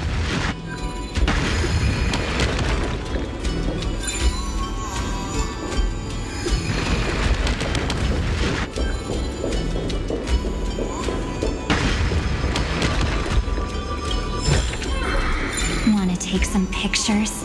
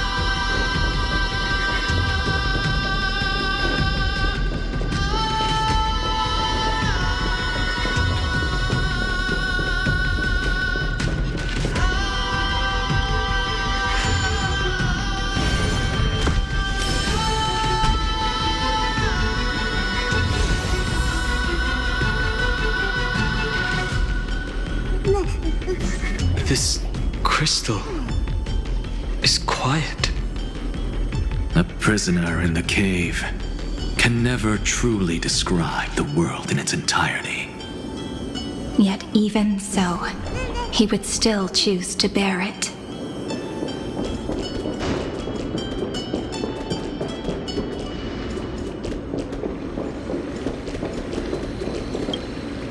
The blaze was still not enough. It had to be fed only by feeding the flames. Can we melt that hopeless future?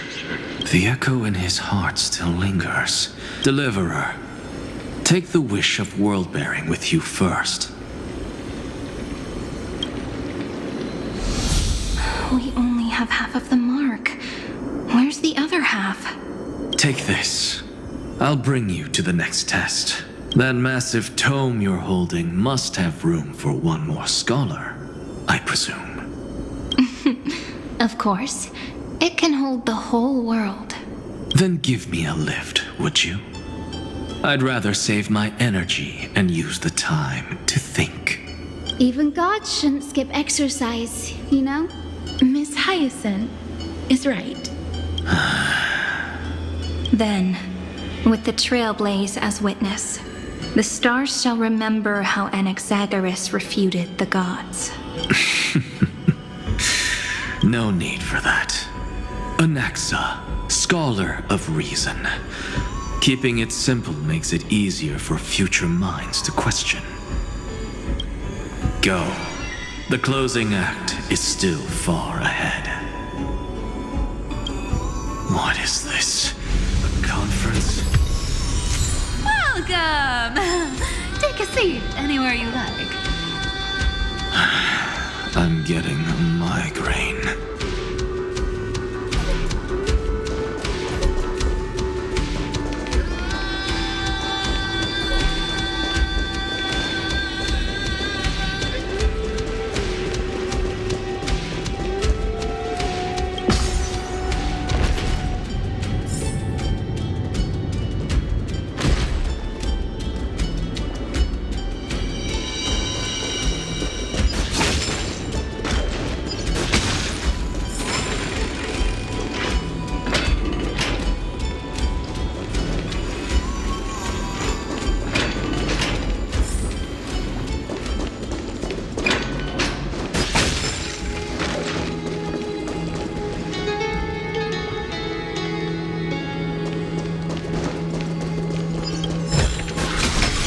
Does this compare to the ones you've seen before?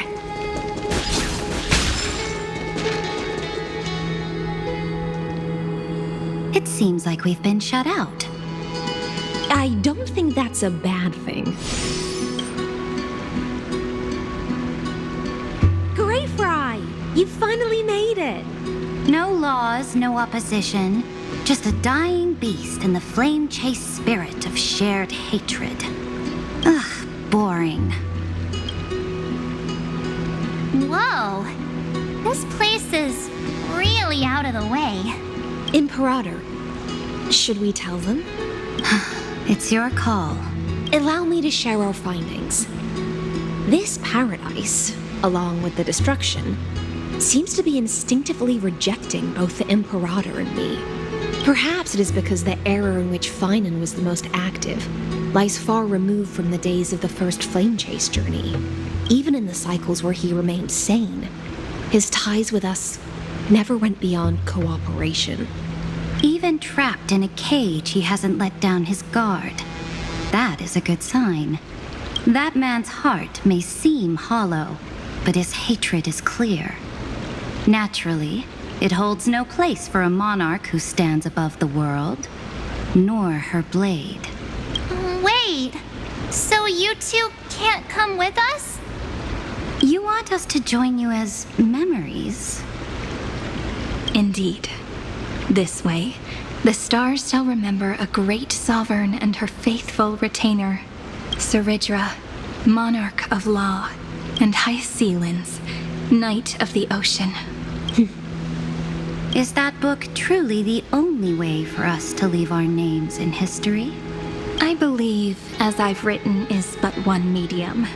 The remembrance has countless ways of capturing time. Understood.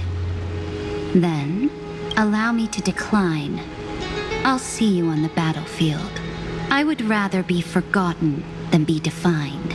If your words hold true, then we have our own ways to meet again in the world to come. In that case, I will choose the same. Let the waves that surge within your heart cleanse the sins of the black tide, Greyfry.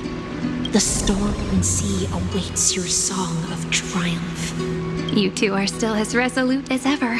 In that case, we must double our efforts. A promise to the Imperator is not one we take lightly.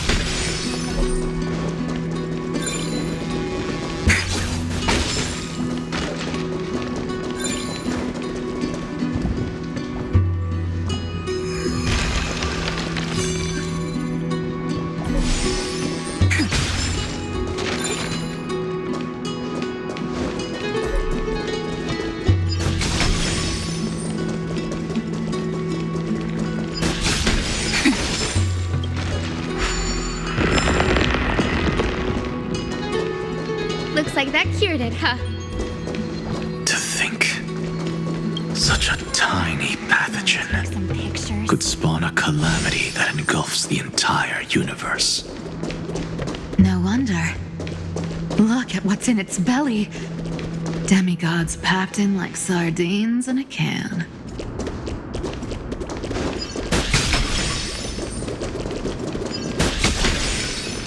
Now, don't lose your temper, Snowy. Good kids keep their emotions in check. That voice! It's the Trailblaze sisters!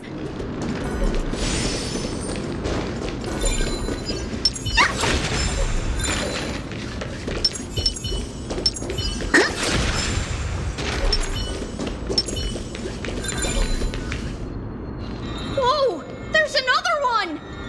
Over here, too. Lady Trebios? Whoa! You're little Reenie? You look so grown up all of a sudden! She is not the Cyrene we remember. She is the Demiurge, Titan of Genesis. The one destined to work miracles alongside the heroes.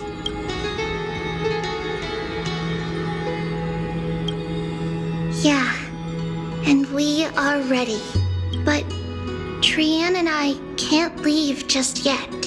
You see, weird stuff keeps popping up everywhere. These scattered scrolls are full of terrifying things. And they're all over the room. They're so scary and so sad. Good thing Trian's wings are amazing, or we would have been swallowed up. We need to stay here and do our best to clean them up. Scrolls filled with horrifying content. Friend, shall we take a look? There is no black tide here, but it is a battlefield, all the same.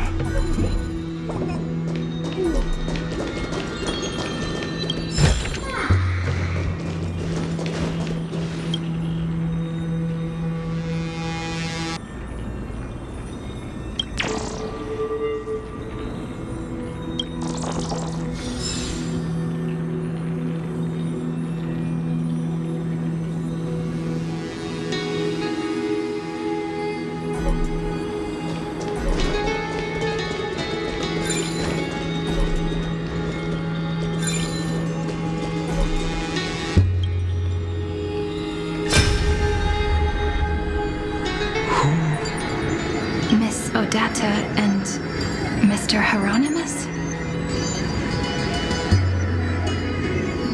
Nikos 496, still resisting? Command, inject interference to redirect decision logic. Signal simulation. Parental figures. That Tin Man is one sneaky jerk. It's time to move on, my child. Let go of your anger and listen to reason. That God created us and then cast us aside. Shouldn't they be punished for that? The cold, indifferent cosmos has never shown mercy to Amphorius. Why would you burn for it, only to turn to ash? Child, you've chosen the wrong enemy. Your birth was meant to be the greatest destiny. You were to liberate the universe, like the blazing sun at the end of the long night. And yet, you led yourself into a trap of futility, treating your very purpose as your sworn enemy. Is that not a tragedy in itself?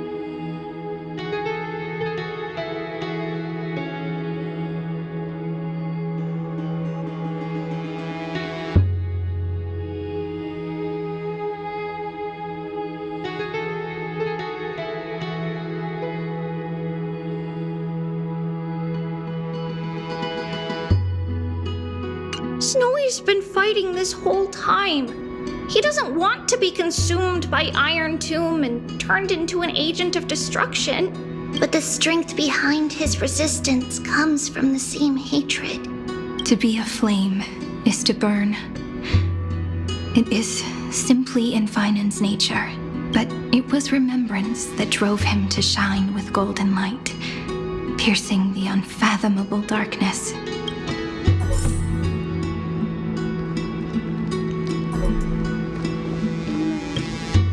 His inner struggle and the destruction breaking through. They're rising to the surface. If those thoughts take over this little world, we're in big trouble. So, we'll use the Century Gate to toss them somewhere no one can see. Then, we'll defeat the baddies together and meet everyone at the end of the West Wind. But if Finan and Iron Tomb are already inseparable from each other, that would mean... It means he's still bearing the weight of the world, so that everyone can reach the end as a deliverer. So, you guys keep going forward and down to where Snowy is.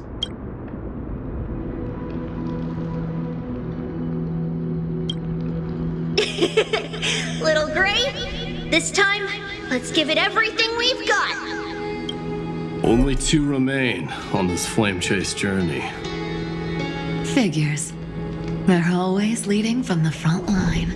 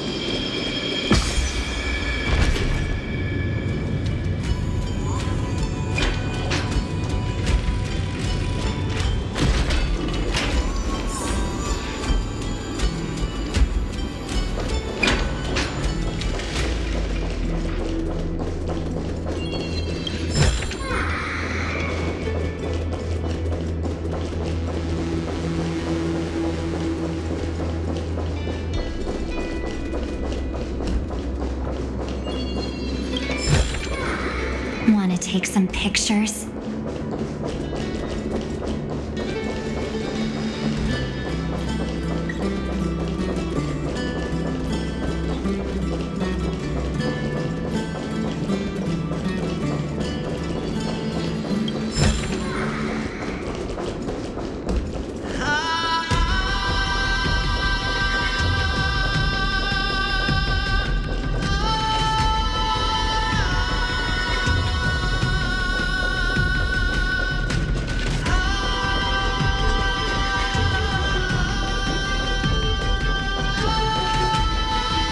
We're here. The second test site. I wonder what kind of wish we'll see this time. I'm afraid it's quite the opposite. This time, we'll face his despair.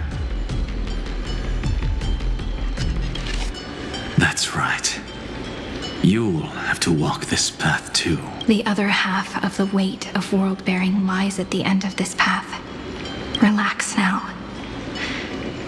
Take a deep breath. Come on. Let's make it quick.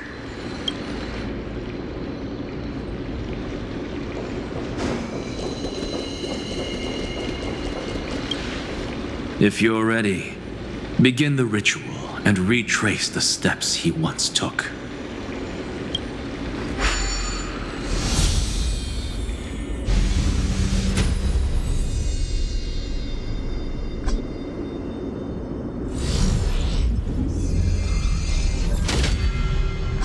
Looks like we'll be walking through the darkness this time. Exactly.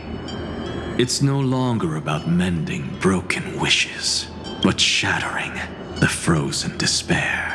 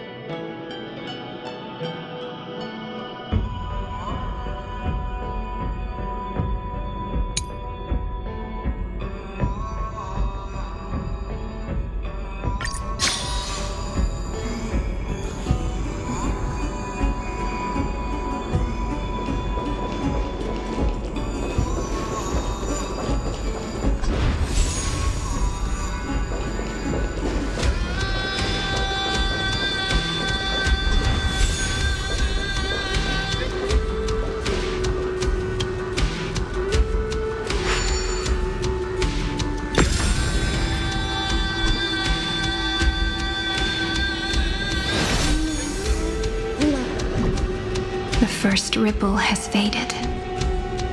And so begins a long and arduous journey.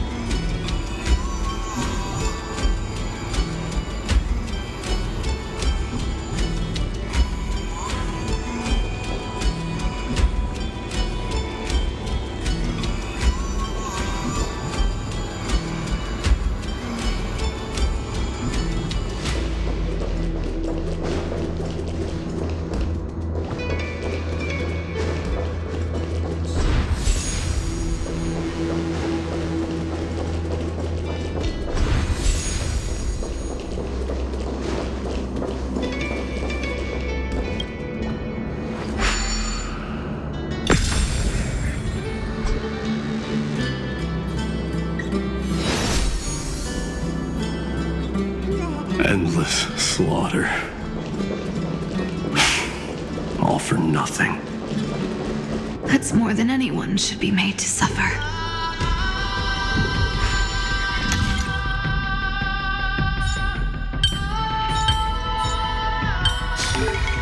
Nothing's changed, huh? Just like always.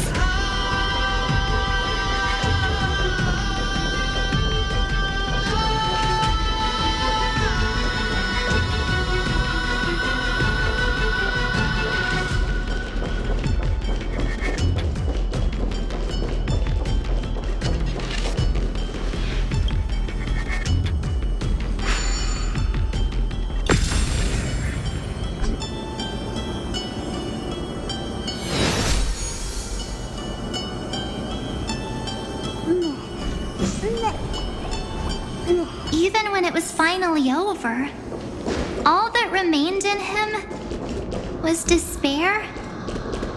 But even so, the drop of blood wrung from his wrath has guided us here. We did it, Finan.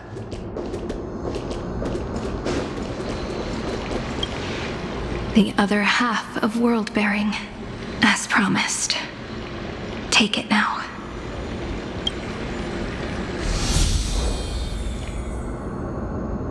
At last, you've released him from the wishes he carried for so long, and quenched the despair kindled by his wrath. When both light and shadow are claimed by those who follow, his true form shall emerge. The blank statue is finally free.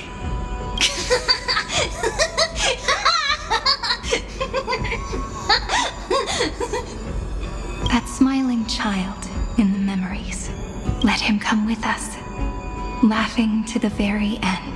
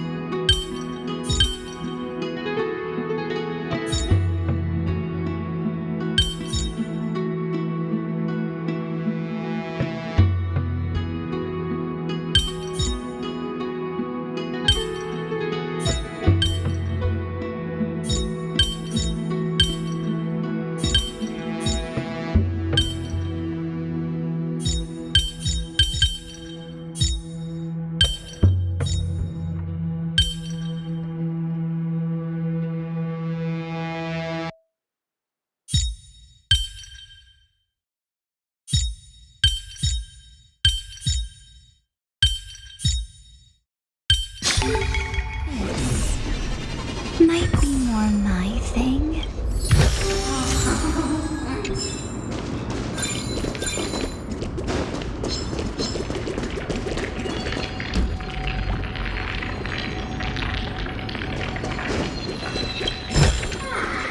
Want to take some pictures?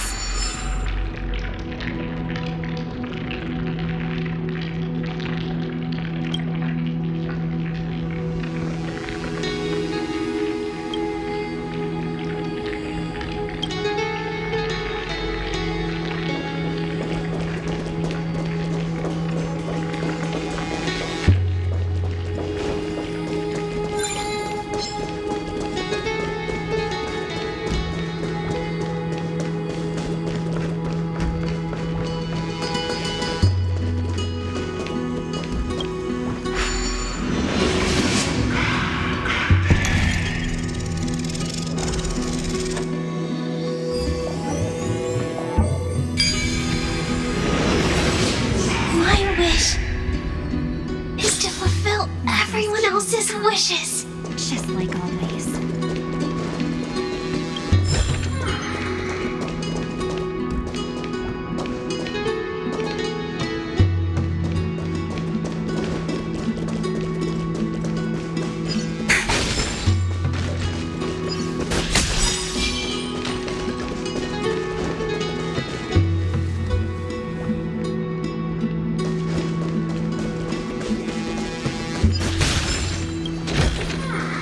How does this compare to the ones you've seen before?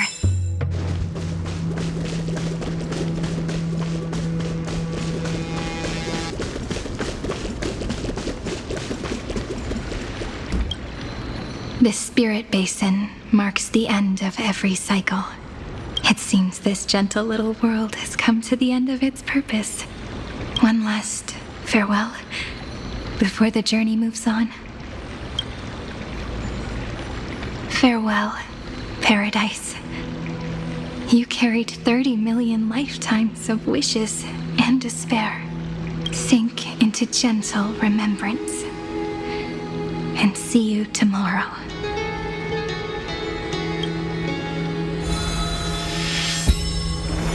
From now on, the world no longer needs a tomorrow promised by prophecies, and the wish Finan could never find and call his own. Someone's finally stepped into its shadow. Whoa!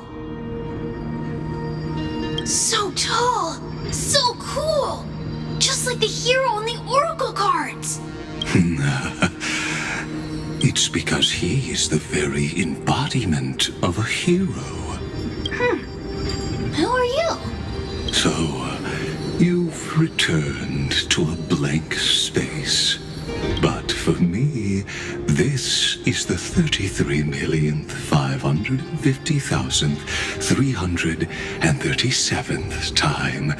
And the last time that I meet you at the end of the world. They're already on their way. Should they cross paths with me, I imagine things may spiral out of control. 30 million... What? And who are they? Pay it no mind, child. Keep looking there. What do you see in him? It looks just like a statue, but... it's weird. He's warm. Like, really warm. Why not listen as well? I hear something. There are cracks all over him, and they're making this sound. Like someone's groaning. It's scary. Is he gonna fall apart? How unfortunate, child.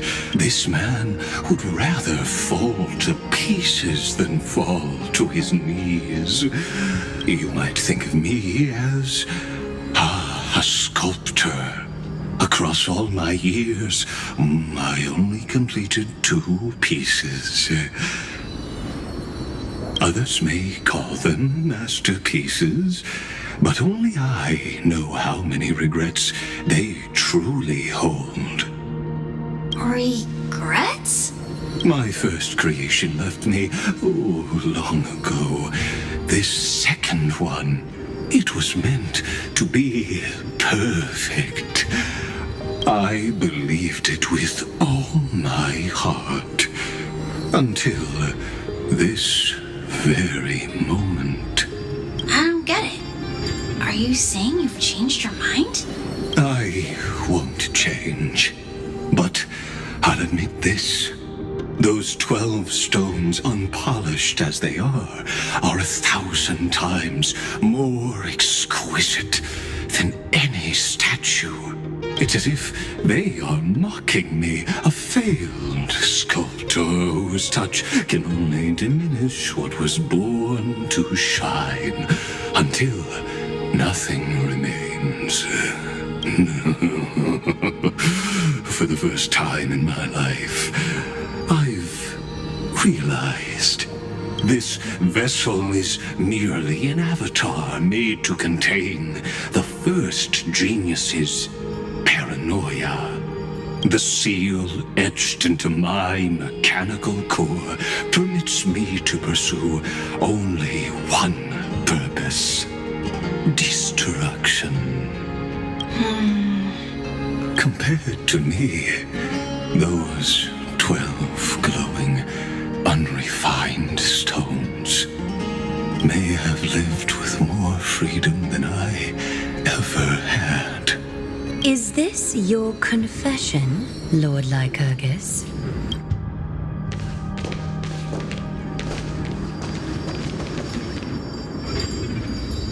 You misunderstand. From the very beginning, I was never meant to feel regret. But since you're troubled by the radiance of these stones, perhaps after 30 million futile cycles, you too have realized you're just as much a prisoner of fate. I suppose you do have a point. Now you are imprisoned by the sages from beyond the sky. And that is why this will be my last time standing here as the Theoros.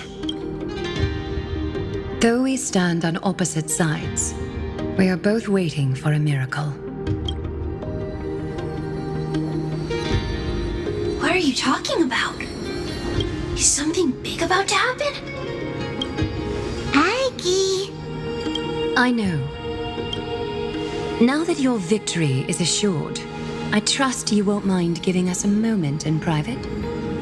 Assured? Oh, not quite. But I won't stay long. I'd rather not spoil the fun for those deliverers. And besides, after losing everything, the only thing that remains in me is the drive to seek knowledge.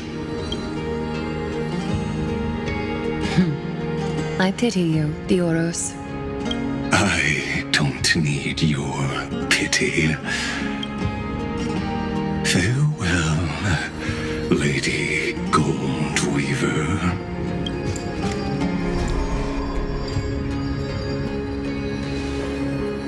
Sorry to keep you waiting, Snowy. We're here to take you home.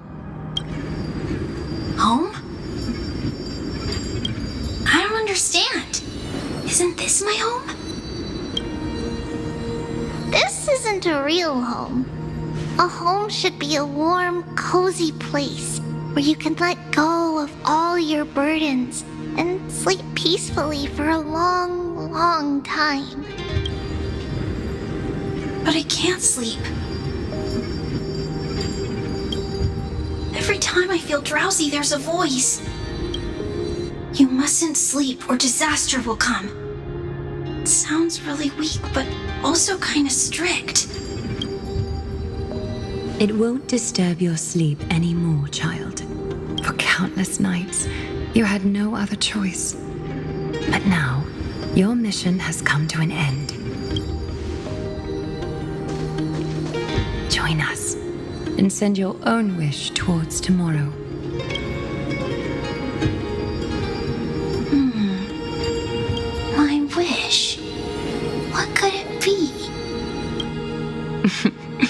You don't have to come up with an answer right now, child. Grown-ups often think duty and ideals are wishes. But a true wish should be the purest, most beautiful thing of all.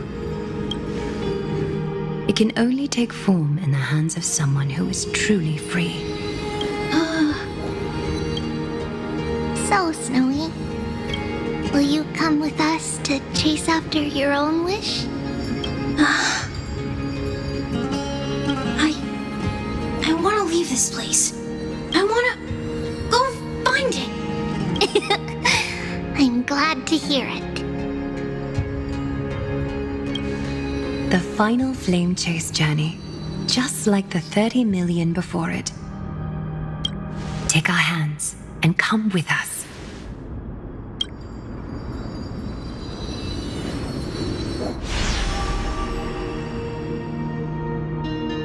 Where did little Fine and Shadow run off to? Look, he's already gone ahead to embrace his destiny.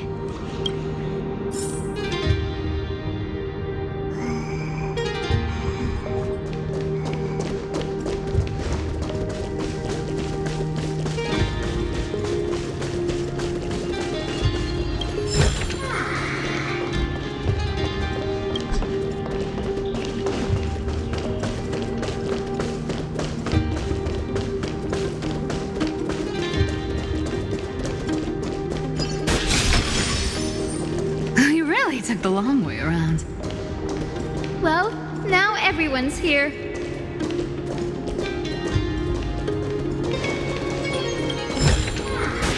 Want to take some pictures?